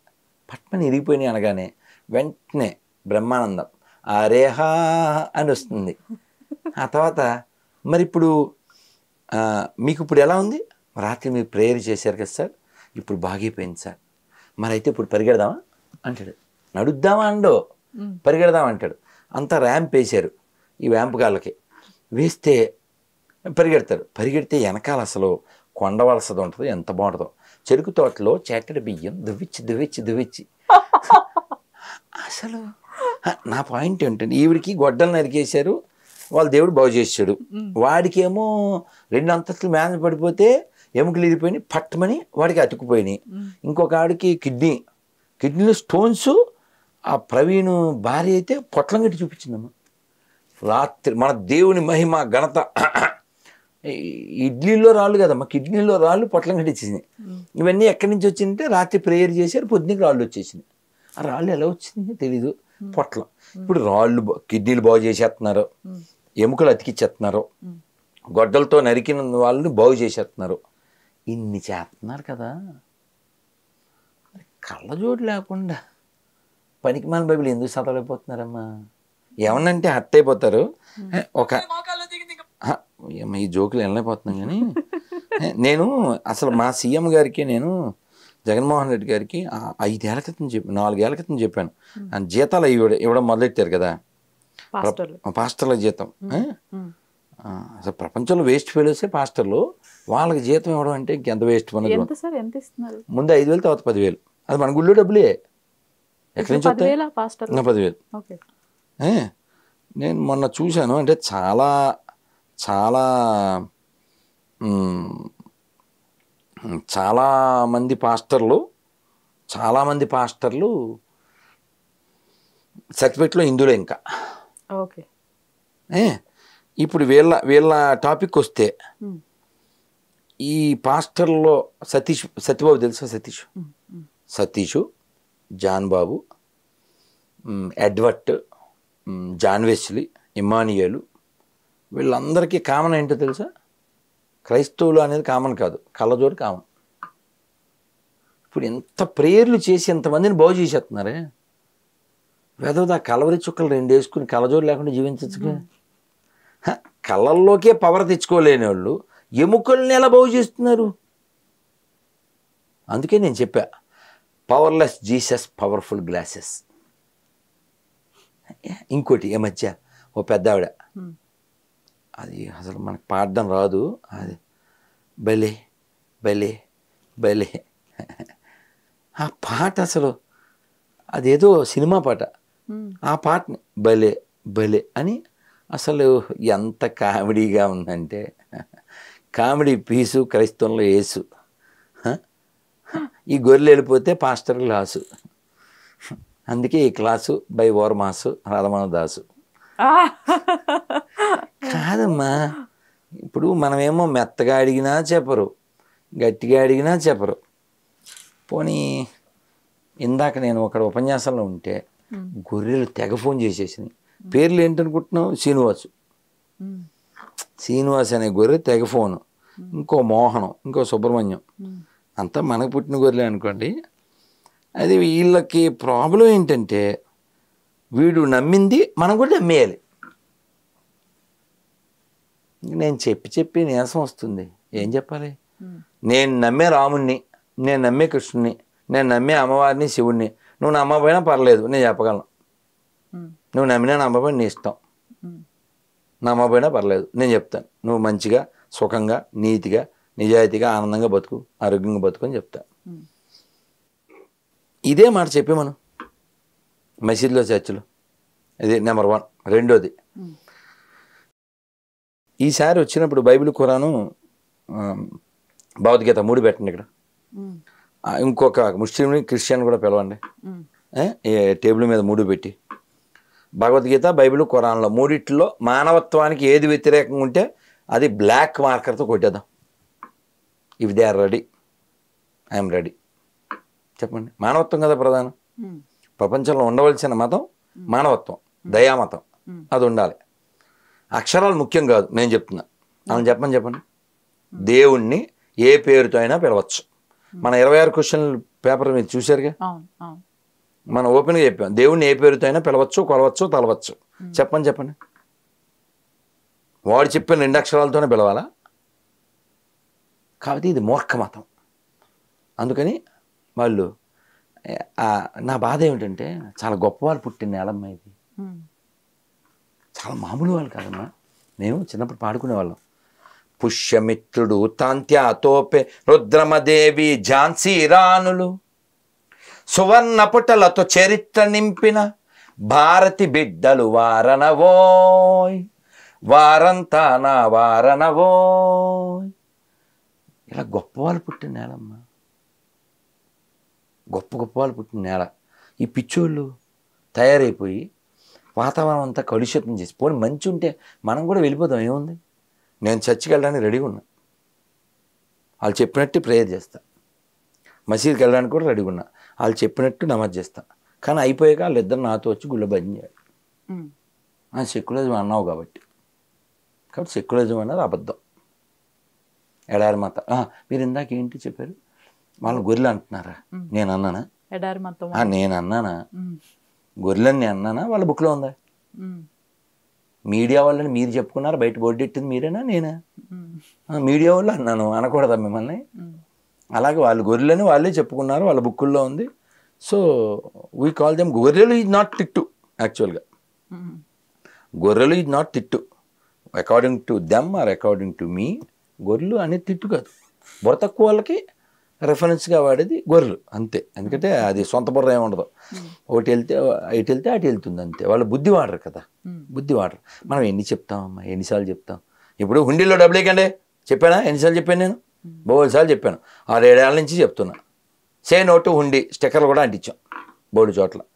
హుండీలో డబ్బులు వేయద్దు, ఆ డబ్బులు పట్టుకెళ్ళి జవాన్లకు పెట్టు, రైతుకు పెట్టు, అనాథలకు పెట్టు, అభాగ్యులకు పెట్టు, పిల్లలకు పెట్టు, ఆవులకు పెట్టు, చిన్న చిన్న దేవాలయాలకు పెట్టు అని చెప్పాం. చర్చిలో ఎవడైనా ఒక్క పాస్టర్ మా దేవుడు చాలా శక్తిమంతుడు, సర్వశక్తిమంతుడు అని ఫీల్ అయితే, దశం భాగాలతో మాకు పని లేదు అని చెప్పండి. మొత్తం క్రైస్తవం తొంగుంటుంది, పడుకుంటుంది అంతే, మొత్తం పడుకుంటుంది. వాడు ఇంకొక ఎడ్వర్ట్ అని అది కొట్టాను రాలేదు, అతను అసలు 10% కాదు 23% ఇవ్వాలంటాడు. హుండీలో డబ్బులు నేను వేయొద్దని చెప్తా. గుళ్ళకి వెళ్తాను, వేయొద్దని చెప్తాను. చర్చికి ఎవడైనా వెళ్ళండి, ఏ చర్చికైనా వెళ్ళండి, దశం భాగాలు ఎక్కర్లేదు, ఇవ్వకండే అని ఎవరైనా ఒక పాస్టర్ ఒక్కడు వాడు అంటాడే, హర్ష ఒకటి చెప్పు, ఏదో ఒకటి చెప్పు, ఒక్క పాస్టర్ ఎవరైనా ఒక్కడినన్నా చూపించమని చెప్పు. పోనీ ఇంకోటి అడుగుతున్నా, నా పూర్వీకులు గొప్పవాళ్ళు నేను చెప్తున్నా, వాళ్ళని చెప్పను.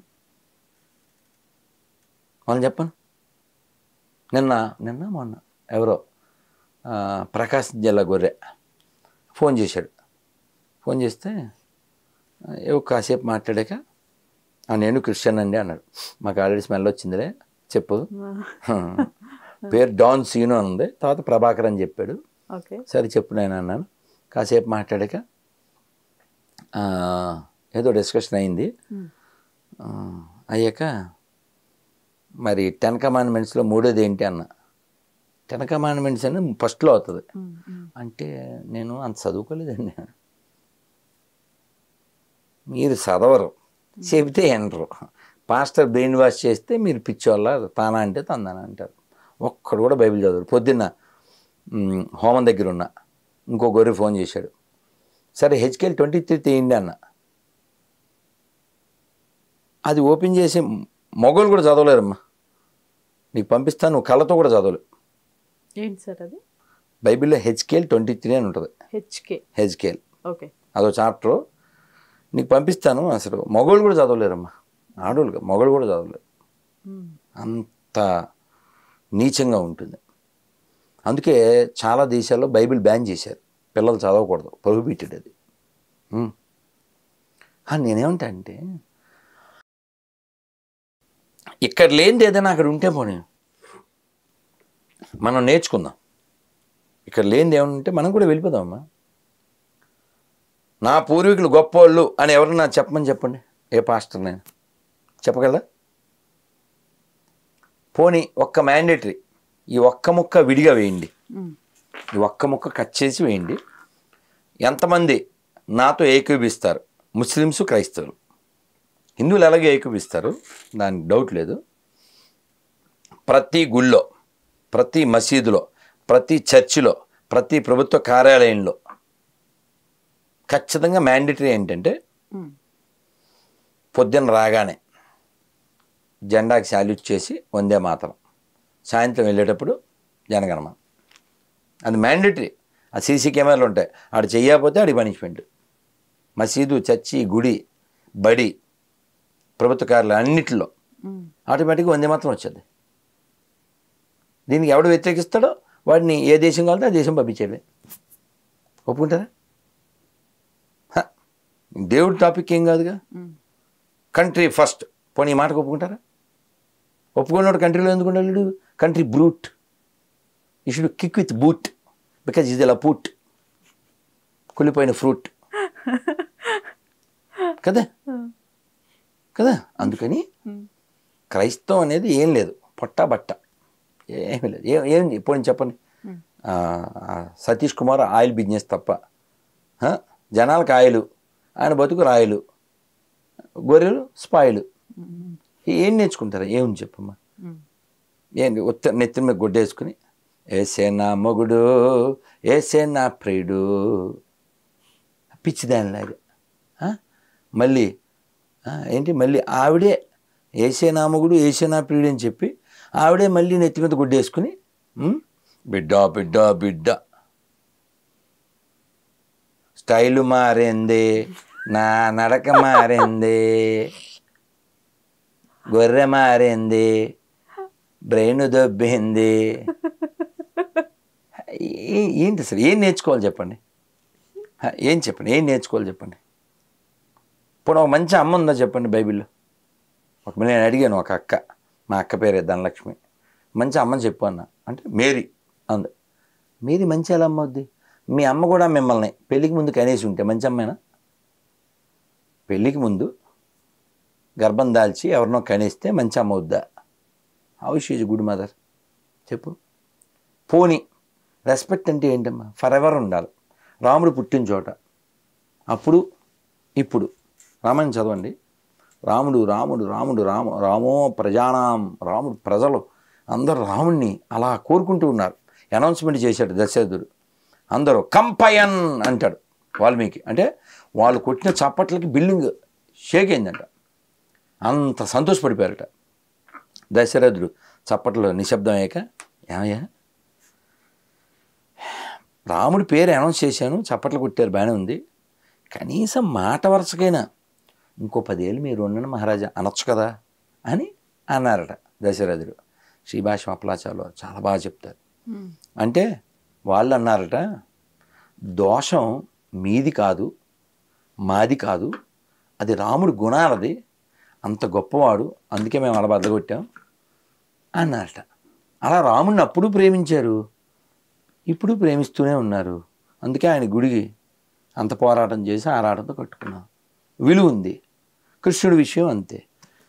అప్పుడు ఇప్పుడు ఆ పూజలు అందుకుంటూనే ఉన్నాడు. మరి వీళ్ళు చెప్పే యేసు అనే క్యారెక్టర్ని అప్పుడు ఊసారు, ఇప్పుడు ఊస్తున్నారు.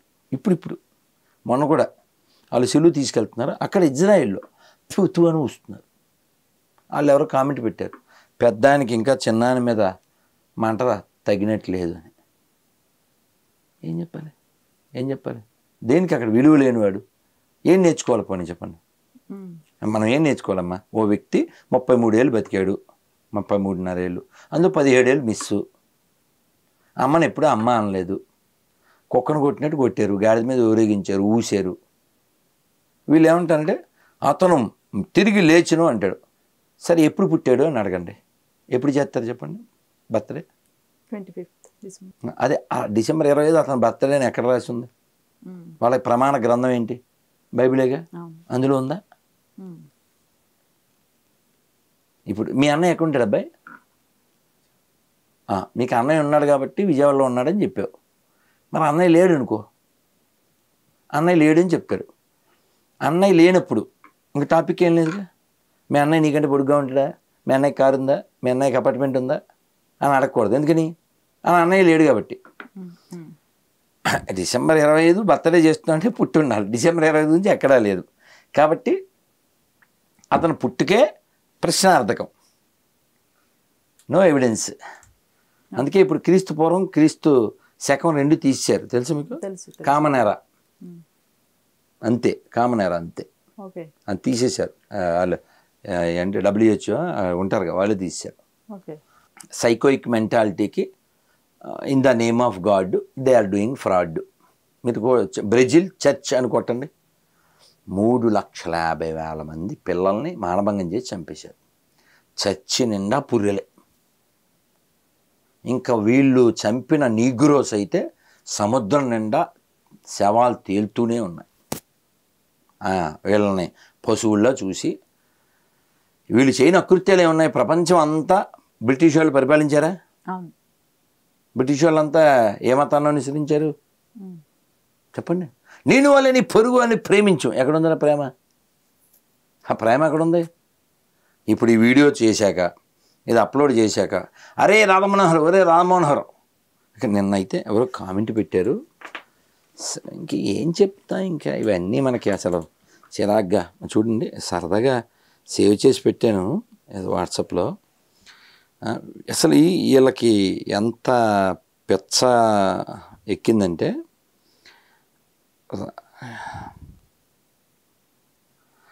దేవుడంట తప్పించేయాలంట. రాశాడు నన్ను, ఇదేనా రాధా మనోహర్ దాస్ని, లలిత్ని, వీళ్ళందరినీ దేవుడు తప్పించేయాలంట. తప్పించేయాలి అంటే అయితే వాళ్ళ మతంలో ఉండాలమ్మా, లేకపోతే మతానికి వెళ్ళిపోవాలి. అదేంటమ్మా? ఇప్పుడు ఏ దేవుణ్ణి నమ్మనోడు కూడా ఈ భూమి మీద సుఖంగా ఉండొచ్చు అని నేను చెప్తున్నాను. వాళ్ళని చెప్పండి, వాళ్ళు దేవుడిని నమ్మితేనే ఉండాలా? దేవుడు లేడని మనం చెప్పట్లేదే.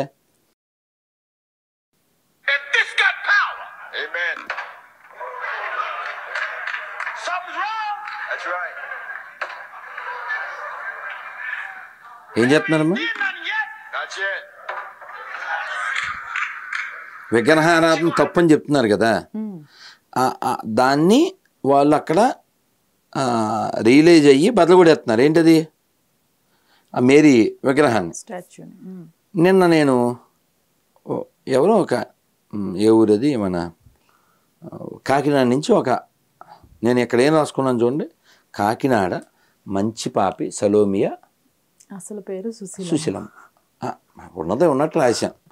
ఆవిడ ఎప్పుడో ఫోన్ చేసి నేను పరిపూర్ణానంద స్వామి కార్యక్రమానికి వెళ్ళాను, ఆ కార్యక్రమం చూసి నాకు ఫోన్ చేసి మీరు కాకినాడ వచ్చారు, ఈసారి వచ్చినప్పుడు మా ఇంటికి రండి అంది.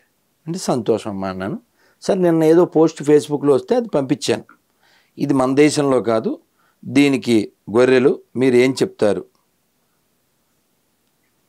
ఇది కొంచెం కటువుగా ఉంటుంది, ఓకే, దీనికి నాకు మీరు ఫీల్ అవ్వద్దు, దీన్ని చూసి ఈ స్థానం నాకు సంబంధం, ఈ పోస్ట్ని పెట్టి మీ అభిప్రాయం పంపించండి అని పెట్టాం. పెడితే రిప్లై చూడండి, ఎన్ని ఫోన్లో మిస్డ్ కాల్స్, తెగ ఫోన్లు. నేను నమస్తే అమ్మా అని పెట్టా. పెడితే అతను నమస్తే అమ్మాయి కాదమ్మా, నువ్వు ఏదో ఫోటో పెట్టావు కదా, దానికి రిప్లై మరి మేము మాట్లాడాలి కదా, ఆ ఫోటో మాకు ఎందుకు పెట్టాడు అన్నది. నువ్వు నమస్తే అమ్మ బొక్కమ్మ బూడమ్మ అని పెడితే అర్థమవుతుంది, ఫోన్ ఎత్తి మాట్లాడితే అర్థమవుతుందిరా. నమస్కారం అండి, మీరెవరో నాకు పరిచయం లేదు. ఇది కాకినాడ సలోమియా అనే అమ్మగారి పేరు ఉందండి, సుశీలమ్మ గారు అని, అందుకని అమ్మ అన్నాను సార్. మీ పేరు సార్? నమస్తే అమ్మ అన్నాను. అతను ఎవరో నాకు పరిచయం లేదు, ఏరాలకు దిగిపోయాడు. మీరు విన్నారుగా? ఎందుకంటే అతను ఎక్కడోళ్ళకి పుట్టినోడే. ఇంతకీ ఫైనల్ ఏంటంటే ఆ పేరు చెప్పించలేకపోయాను, అతని పేరు చెప్పించలేకపోయాను. ఎందుకని? ఆ పేరు వాళ్ళ పుస్తకంలో ఉండదు, అది పరిస్థితి.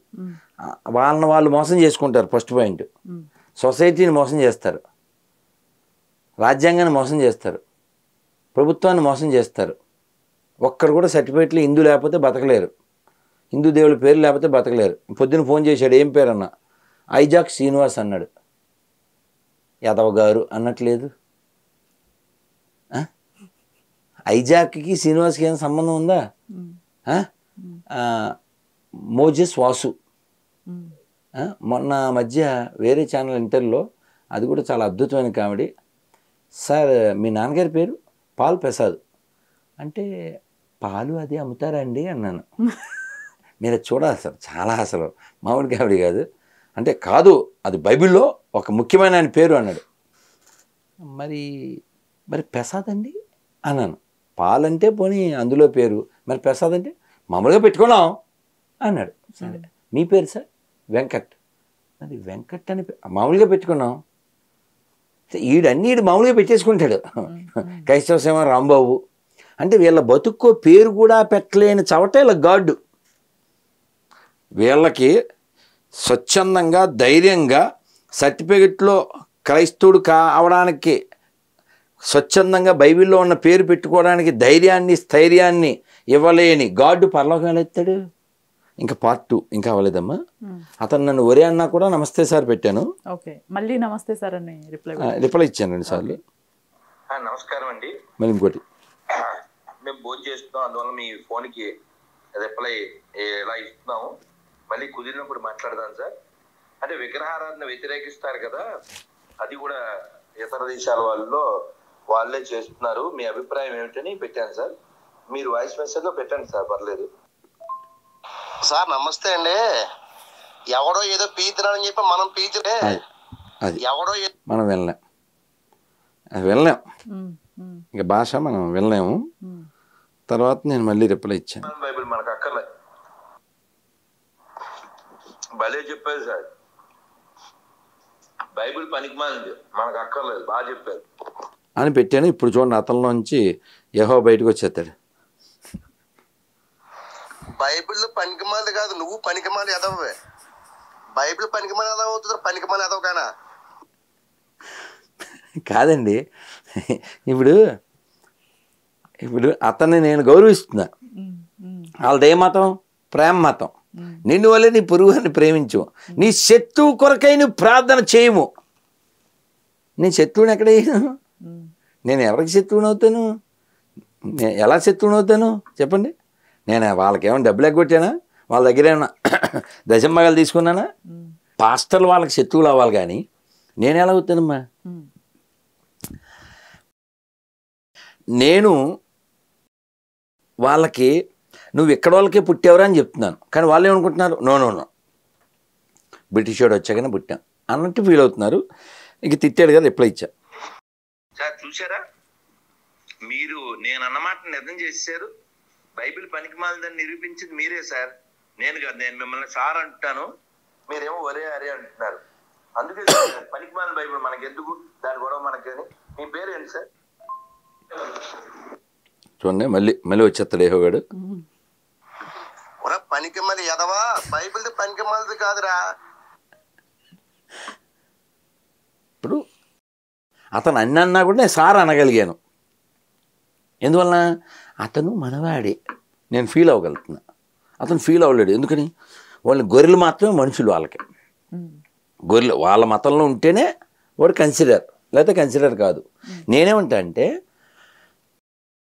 ఈ గొర్రెలుగా ఏదో క్రైస్తవులుగా ఫీల్ అయ్యే వాళ్ళు ఎవరికైనా నన్ను ప్రేమించడానికి 3 రీజన్స్ చెప్తాను. వాళ్ళు తెలుగు వాళ్ళు, నేను తెలుగుని ప్రేమించడానికి ఒక ప్లాట్ఫామ్. ఇంకోటి వాళ్ళు భారతీయులు, నేను భారతీయుని ప్రేమించడానికి 2వ రీజన్. 3వది వాళ్ళు మనుషులు, నేను మనిషిని. ఈ 3 రీజన్స్ కాకుండా ఈ వదిలేసి వాళ్ళకి గొర్రె అయితేనే ప్రేమిస్తారట. ఇంకెందుకు? నిన్ను వలే పొరుగు అని ప్రేమించమంటే పొరుగు గొర్రెనే ప్రేమించాలి. ఎందుకది? అది చూడమ్మా.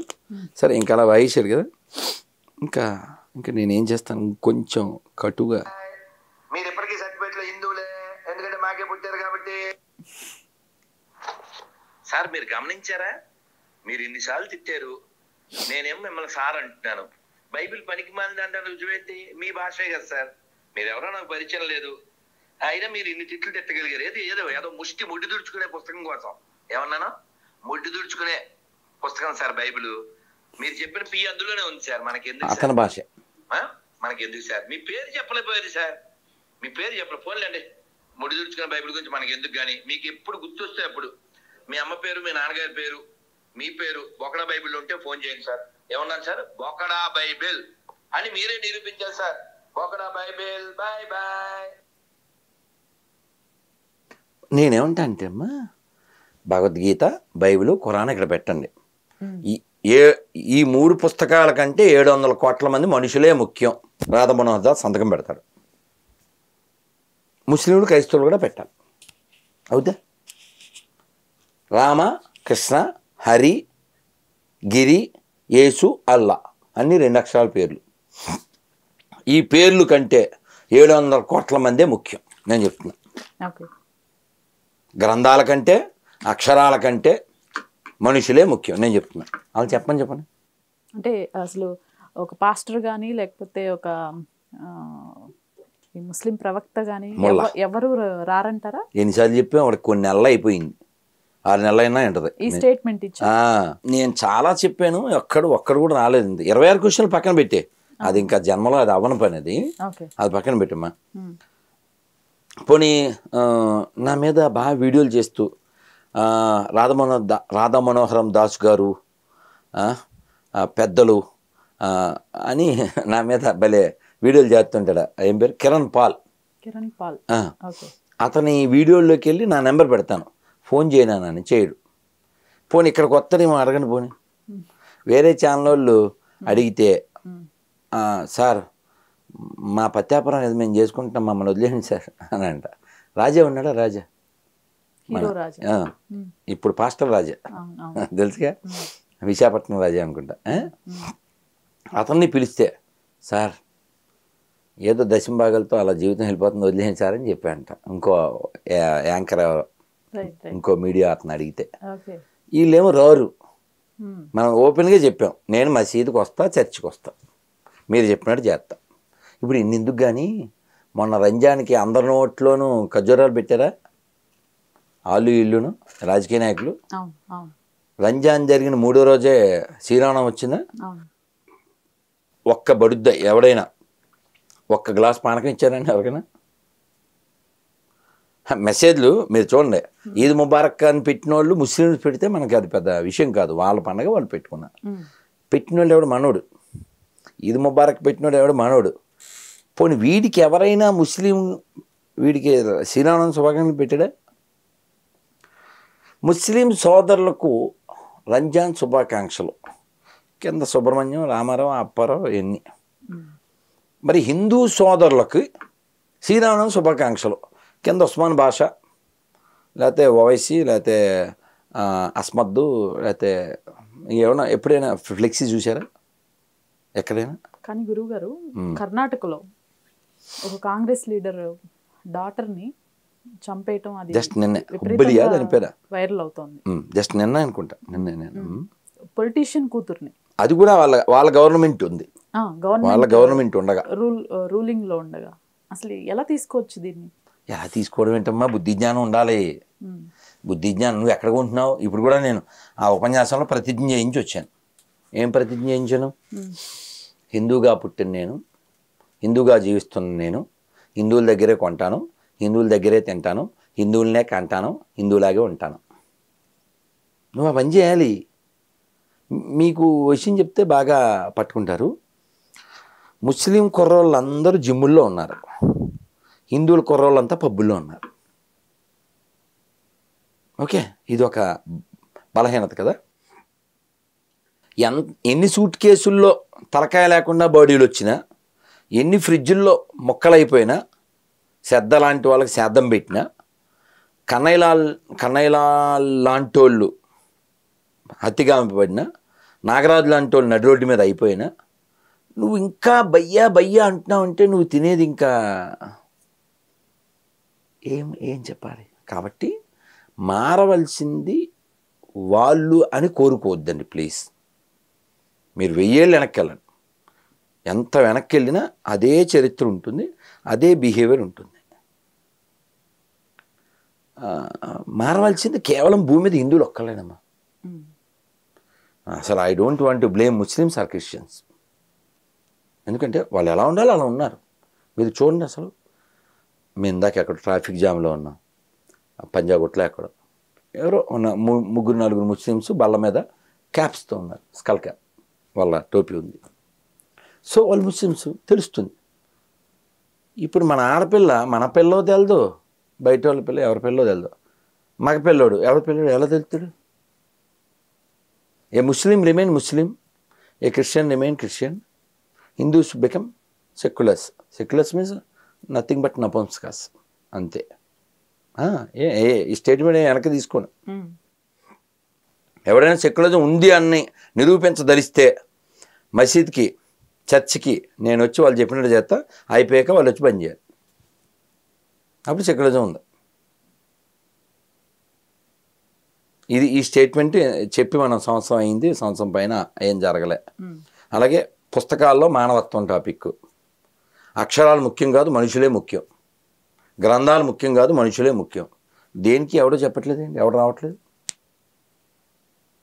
అంటే వాళ్ళకి లక్ష్యం ఉంది. ఏం లక్ష్యం ఉంది? ప్రపంచం అంతా ముస్లిమ్సే ఉండాలి అని లక్ష్యం ముస్లిమ్స్కి ఉంది. ప్రపంచం అంతా క్రైస్తవులే ఉండాలని లక్ష్యం క్రైస్తవులకు ఉంది. ప్రపంచం అంతా బాగుండాలి మన ఒక్కళ్ళకు ఉంది. సర్వే జన సుఖినో భవంతు, మన ఒక్కళ్ళమే చెప్తున్నాం. మీరు వ్యాక్సిన్ వేసుకున్నారు అప్పుడు కోవిడ్ టైంలో? ఆ వ్యాక్సిన్ డబ్బా మీద రాశారు సర్వే సంతు నిరామయ. ఏంటి అర్థం? ఎవరికి రోగం రాకుండా ఉండుగాక.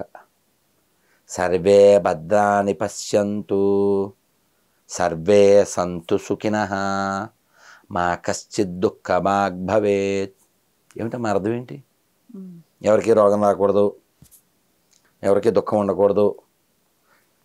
ఏ వ్యాక్సిన్ పైన గురువుగారు ఇవి రాసింది? అదే అప్పుడు కోవిడ్ వ్యాక్సిన్ వచ్చింది, కోవిషీల్డ్ ఒకటి వచ్చింది. ఆ ముందు దాని మీద, ముందు బాక్స్ మీద. ఓకే. అంటే నేను చెప్పే సంస్కృతంలో దీని అర్థం ఏంటంటే అందరూ రోగరహితులై ఉండాలి. అందరూ అంటున్నాం మనం ప్రతిదానికి సర్వే సర్వే సర్వే అంటున్నాం. వీళ్ళేమో దేశాన్ని ఎంత బాగా విడగొట్టాలా కులగన్నా, ప్రతి దాంట్లోనూ ప్రతిదీ విడగొట్టి హిందువుల్ని సౌత్ ఇండియా నార్త్ ఇండియా అని ఒకడు, కులం అని ఒకడు. ఇంకో జోక్ ఏంటంటే, నీ కులం సర్టిఫికెట్ ఎక్కడ అడుగుతారు చెప్పండి? గుళ్ళో అడుగుతారా, గవర్నమెంట్ ఆఫీస్లో అడుగుతారా? నీ క్యాస్ట్ సర్టిఫికెట్ అడిగేది గవర్నమెంట్లో. ఎవరు పెంచి పోషిస్తున్నట్టు? కానీ ఇది నిజం కాదా గురుగారు? ఒకప్పుడు ఇదే కులాల పేరుతో ఈవెన్ హిందూస్ని కులాల్ని అంటగట్టి కనీసం టెంపుల్స్లో కూడా రానివ్వకుండా వీళ్ళు చేసింది నిజం కాదంటారా ఇది? అమ్మ నేను అప్పుడు మనం లేము. అవును, ఎవడు చేశాడో ఆడు యాదవా అనే స్టేట్మెంట్ ఇస్తా. రైట్. ఇప్పుడు ఎవడైనా అలా చేస్తే తనడానికి నేను వస్తా. మరి ఎందుకంటే నేను చేయను. స్త్రీలకి ఎంతో గౌరవం మన దానిలో ఉంది, గ్రంథాలతో సహా. కొన్ని పేర్లు కూడా చెప్పారు లాస్ట్ టైం ఇంటర్వ్యూలో. భూదేవి అని, లేకపోతే గంగాదేవి అని, ఎవ్రీథింగ్ మనం ఆడవారిని గౌరవించే పేర్లు పెట్టుకున్నామని. బట్ అది అప్లికబుల్ అయ్యే టైంలో ఒక విద్యా హక్కు దూరం చేయటం కానీ, కొన్ని లేడీస్కి ప్రాధాన్యత ఇవ్వకుండా చేశారు, దానివల్ల కూడా ఈ మత మార్పిళ్ళు ఎక్కువైపోయాయి అనేది ఒకరి వాదన. కాదమ్మా, చాలా చిత్రం. స్త్రీలకి మనం ప్రాధాన్యత ఇవ్వని ఒకటి తీసుకుందాం గురుగారు, సతీ సహగమనం. ఎందుకు జరిగింది కదా? ఎందుకు జరిగింది? ఇది మనలోనే ఉంది కదా. ఎందుకు ఏర్పాటైంది? ఎందుకు ఏర్పాటైంది? భర్త చనిపోయిన వెంటనే భార్య, అదే రూల్ ఏం కాదే. అలా అయితే మరి కుంతి కూడా దూకేయాలిగా. కొన్ని రోజులు ఇదే అప్లై అయింది కదా. కుంతి ఎందుకు దూకలే? మాద్రి మాత్రమే అక్క పిల్లల్ని చూసుకో, వారితో నేను వెళ్ళిపోతానని చెప్పి వెళ్ళిపోయింది. Right, okay. కుంతి కూడా దూకేయాలిగా, ఆవిడ కూడా భార్యగా. అది వాళ్ళ స్వచ్ఛందంగా జరిగింది. అక్కడ ఒక ఆయన మిస్టేక్ చేయడం వలన. ఇప్పుడు పోనీ అంతకుముందు వెనక్కి వెళ్దాం. మరి దశరథుడు చనిపోయాక మరి రాణులు ముగ్గురు మరి సతీసహగమనం అయిపోయారా? పురాణాల్లో నేను చెప్పలేదు గురువుగారు, మన సంప్రదాయం ప్రకారం అక్కడి నుంచి వద్దాం, కొనసాగింది కదా. ఎందుకు జరిగిందో చెప్తా. అక్కడ జరగలేదు కదా, ఎక్కడ ఎందుకు జరిగింది? ఎందుకు అంటే ఈ పందులు ఓళ్ళ మీద పడి ఆడపిల్లల్ని ఎత్తుపోతున్నారు. ఇప్పుడు నిన్న కర్ణాటకలో జరిగినలాగా వాళ్ళకి వయసుతో సంబంధం లేదు కదా, ఎత్తుకుపోతున్నారు. మొన్న అయితే ఒక చోట చూసాం, ఇద్దరు ఆడపిల్లల తల్లిని వాడు లేపుపోతున్నాడు. వాళ్ళు అమ్మ వెళ్ళొద్దని ఏడుస్తున్నారు. ఆ లెవెల్లో ఉంది. ఇలాగా ఎత్తుకుపోతుంటే ఈ ఆడపిల్లల మాన ప్రాణాలు అది వాళ్ళకి ఒక సెక్స్ బానిస అయిపోతుంటే వీళ్ళని రక్షించడానికి ఏం చేసేవారు? 10 ఏళ్ళకి పెళ్లి చేసేవారు. ఆడపిల్లలు 10 ఏళ్ళకి 8 ఏళ్ళకి పెళ్లి చేసేవారు. చేస్తే పలానా వాళ్ళ ఇంట్లో ప్రొటెక్టెడ్గా రక్షించబడుతుంది పలానా వారి భార్య. ఒకవేళ అతను చనిపోయాడు, ఇప్పుడు ఆ పిల్ల స్వచ్ఛంద మరణానికో లేకపోతే సతీ సహగమనానికి వెళ్ళలేదు అనుకోండి, వీళ్ళు ఏం చేస్తారు? ఖచ్చితంగా ఎత్తుపోయి, అలా ఎంతమంది ఎత్తుపోయారు. ఒక వీడియోలో వాడు పాకిస్తాన్ పంది చెప్పాడు, స్వతంత్రం వచ్చిన కొత్తలో, మాకు పాకిస్తాన్ పుట్టిన కొత్తలో నాకు 15-16 ఏళ్ళు, వీ సెలబ్రేట్ లైక్ దిస్ అని చెప్పాడు. ఎలాగా?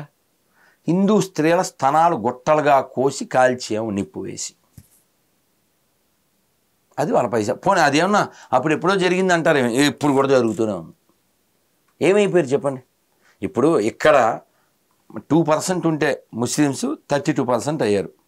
ఓకే, మరి పాకిస్తాన్లో హిందువులు ఎందుకు పెరగలేదు? పోనీ చెప్పండి.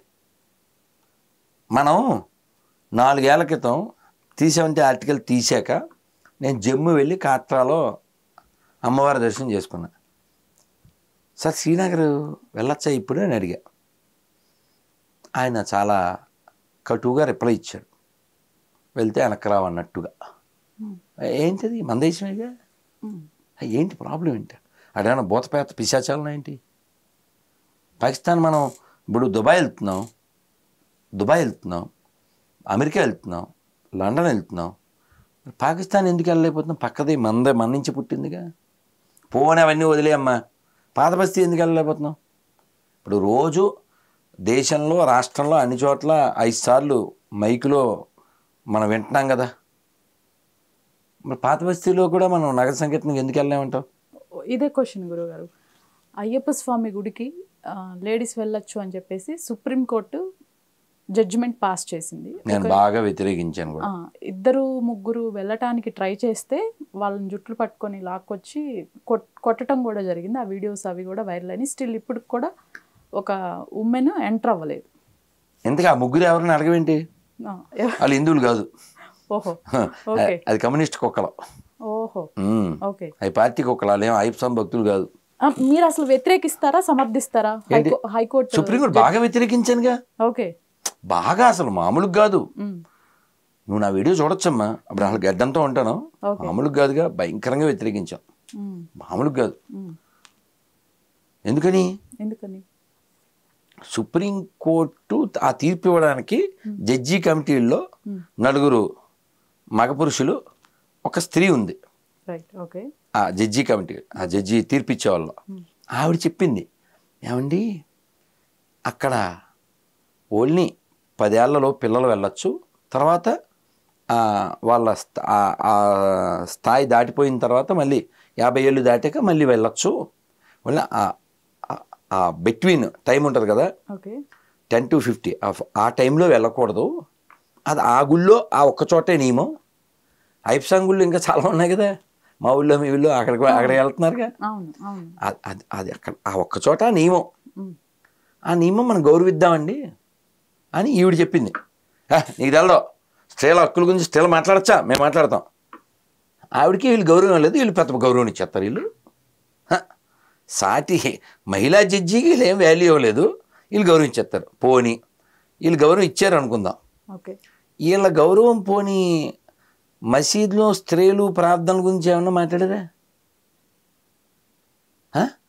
అది కూడా మాట్లాడచ్చుగా. ఆ టాపిక్లో ఏం ముట్టుకోరా, ఆ టాపిక్లో ఏం ముట్టుకోరా.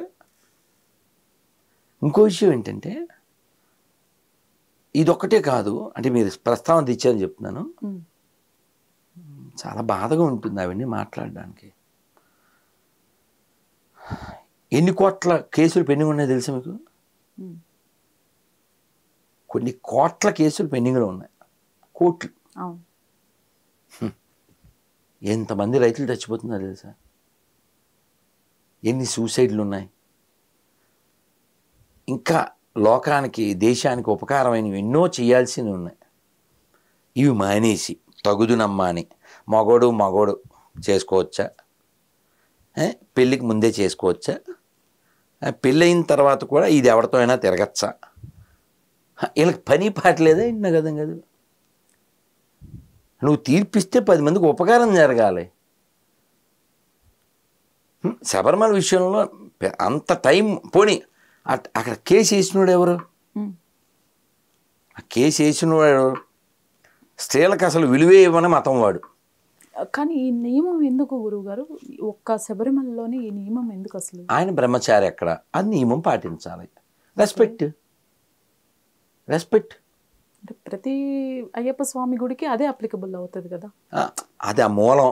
ఇది మన ఊళ్ళల్లో కట్టుకున్నాం, అది మూలం. అది వాళ్ళ నాన్నగారికి ఆయన చెప్పాడు, వీ షుడ్ ఫాలో, రెస్పెక్ట్. ఇప్పుడు నేను మసీదుకి వెళ్ళి, చర్చికి వెళ్ళి భజన చేస్తాను అంటే వాళ్ళకి కాలుతుంది. ఎందుకని? అది వాళ్ళకి వ్యతిరేకం కాబట్టి కదా. కాబట్టి వాళ్ళకేదో రూల్ ఉంది. హరామ్. అతను ఒక వీడియోలో చూశాను, ఒక ఆయన హిందూ పండగలకి మనం వెళ్ళకూడదు అని చెప్పాడు. హిందూ పండగలకి వెళ్ళకూడదు, విషెస్ చెప్పకూడదు. నువ్వు మర్డర్ మానభంగం చేసినా తప్పులేదు, కానీ విషెస్ చెప్తే మాత్రం మన దేవుడు ఊరుకొని నరకంలో వేసేస్తానని చెప్పాడు. వీడియో ఉంది. ఇప్పుడు కేవలము ఒక మనిషి దగ్గరకు వచ్చి ఒక మతం ప్రచారం చేస్తేనో, ఒక దేవుడి గురించి చెప్తేనో మతం మారతారంటారా? అంటే వీళ్ళ కనీస సౌకర్యాలు కొన్ని వీళ్ళు కల్పించటం వల్ల మతం మారతారంటారా? లైక్ విద్య కానీ సహజమే కదమ్మా. కాదమ్మా, నువ్వు చెప్పింది. ఇప్పుడు ఆకలి వేస్తుందమ్మా, అన్నం ఎవడు పెడితే ఆడు దేవుడు. అది మనం కల్పించలేకపోతున్నామా ఆ భద్రతని? మనకు అసలు ఏమంటారు, అసలు మనం అంటే మతం అనే కాన్సెప్ట్లో మనం ఆ పని చెయ్యం. Right, okay. ప్రతి హ్యూమన్ బీయింగ్ అంతే. మనం అన్నం పెట్టేటప్పుడు వీడు మతం మార్చడం కోసం అన్నం పెట్టడం, మతం మార్చడం కోసం హెల్ప్ చేయడం, ఆ కాన్సెప్ట్ మనకి లేదు. ఇందాక ఎవరో ఒక రైటర్, ఒక ఆవిడ వచ్చారు మార్నింగ్, ఆవిడ ఏదో పోస్ట్ పెట్టిందంట, ఏదో కోవిడ్ టైంలో ఏదో అక్కడ ముస్లిమ్స్ హెల్ప్ చేశారు, హిందువులు బియ్యాలు ఇచ్చారు, ముస్లిమ్స్ ఏవో కూరగాయలు ఇచ్చారు, పాస్టర్లు మాత్రం 5 ప్రార్థన చేశారు, ఎవరికి ఉపకారం అని పోస్ట్ పెడితే ఆవిడ మీద ఓ రైమని ఎగిరిపోయారంట. పోస్ట్ తీసేస్తావా లేదని. ఆవిడ నిలబడింది, తీయలేదంట. వీడు ప్రార్థన చేస్తే ఎవరికి ఉపకారం అమ్మా? ఇప్పుడు ప్రార్థన వల్ల ఏమైనా ఉపకారం చేస్తే చెప్పమ్మా. కళ్ళజోళ్ళు అని బయటపడారు. కళ్ళజోళ్ళు క్రైస్తవం అవుద్దా? కాబట్టి ఇప్పుడు నేను అదే అడుగుతున్నాను, ఎక్కడ ఏమారుస్తున్నారు గురుగారు అంటే వీళ్ళు? అమ్మ ఇప్పుడు నీకు ఆన్సర్ ఇచ్చేసాను నేను. నీకు ఆకలి వేస్తుంది, ఎవరన్నా పెడితే ఆడు దేవుడు, అది కాన్సెప్ట్. ఇప్పుడు కొన్ని ఏజెన్సీ ఏరియాలు ఉన్నాయి, వాళ్ళకి అన్నం బియ్యం అలాంటివి ఏం తెలియవు. వీళ్ళు పట్టుకెళ్ళి బిర్యానీ పట్టుకెళ్ళి ఇస్తారు. వాళ్ళకి వీడు దేవుడిలో కనపడతాడు. మనకి మతనిష్ట లేదు, వాళ్ళకి మతనిష్ట ఉంది. మనకి వైరాగ్యం ఉంది, స్వతంత్రం వచ్చాక నిర్లక్ష్యం కూడా ఉంది. ఈ దేశం, ఈ ధర్మం పాడైతే దానికి దోషం ముస్లింది క్రైస్తవులది కాదు, నేను ఖచ్చితంగా చెప్తా, హిందువులదే. ఎందుకని? ఎప్పుడో ఒక పెద్ద ఆయన చెప్పారు, ఓ పిల్లవాడికి ఆకలిస్తుంది, తల్లి టీవీ చూస్తుంది, వాడు ఆకలికి ఎదురింటి ఆవిడ స్పందించింది, వాడికి 2 ముద్దులు పెట్టి 4 ముద్దలు పెట్టింది. ఈసారి ఆకలి ఎత్తే ఏమంటాడు? ఆంటీ అంటాడు. ఏంటి అని తీసుకొచ్చి 2 ముద్దలు పెడుతుంది. ఆ ఆంటీయే క్రైస్తవం. నేనేమంటా అంటే, వాళ్ళు వచ్చి నీకు పెట్టాల్సిన పరిస్థితి ఎవరు కల్పించారు? ఇక్కడ ఉండే వాళ్ళ నిర్లక్ష్యమేగా. కాబట్టి ఇంకోటి, వాళ్ళెవరు పోయి బయట వాళ్ళు ఏం కాదు, వాళ్ళకి విషం ఎక్కించడం వలన ఇంత గొప్ప వాళ్ళకి మన వారసులం అనే విషయం తెలియక ఎవడో, నేనేమంటా అంటే, ఒక్క బైబిలు, ఒక్క వ్యక్తి, జీసస్ అని ఒక వ్యక్తి, ఆ వ్యక్తిని వాళ్ళు పైకి తేవడం కోసం మిగిలిన వాళ్ళందరినీ తక్కువ చేసి మాట్లాడతారు. దాన్ని వ్యతిరేకిస్తా. అల్లూరి సీతారామరాజు నరకానికి వెళ్ళిపోతాడు, మీ తాత మా తాత మీ నాన్న మా నాన్న అంతా నరకానికి వెళ్ళిపోతారు. వాడు నమ్మకపోతే ఎందుకు వచ్చిన మతం అది? ఇప్పుడు ఆ పాస్టర్ వాళ్ళ నాన్న కూడా నమ్మలేదు. నేను అడిగాను, అతను ఎవరో నల్గొండ జిల్లా నుంచి, మీరు మతం మారే ఎన్నాళ్ళు అయింది సార్ అన్న. 15 ఏళ్ళు.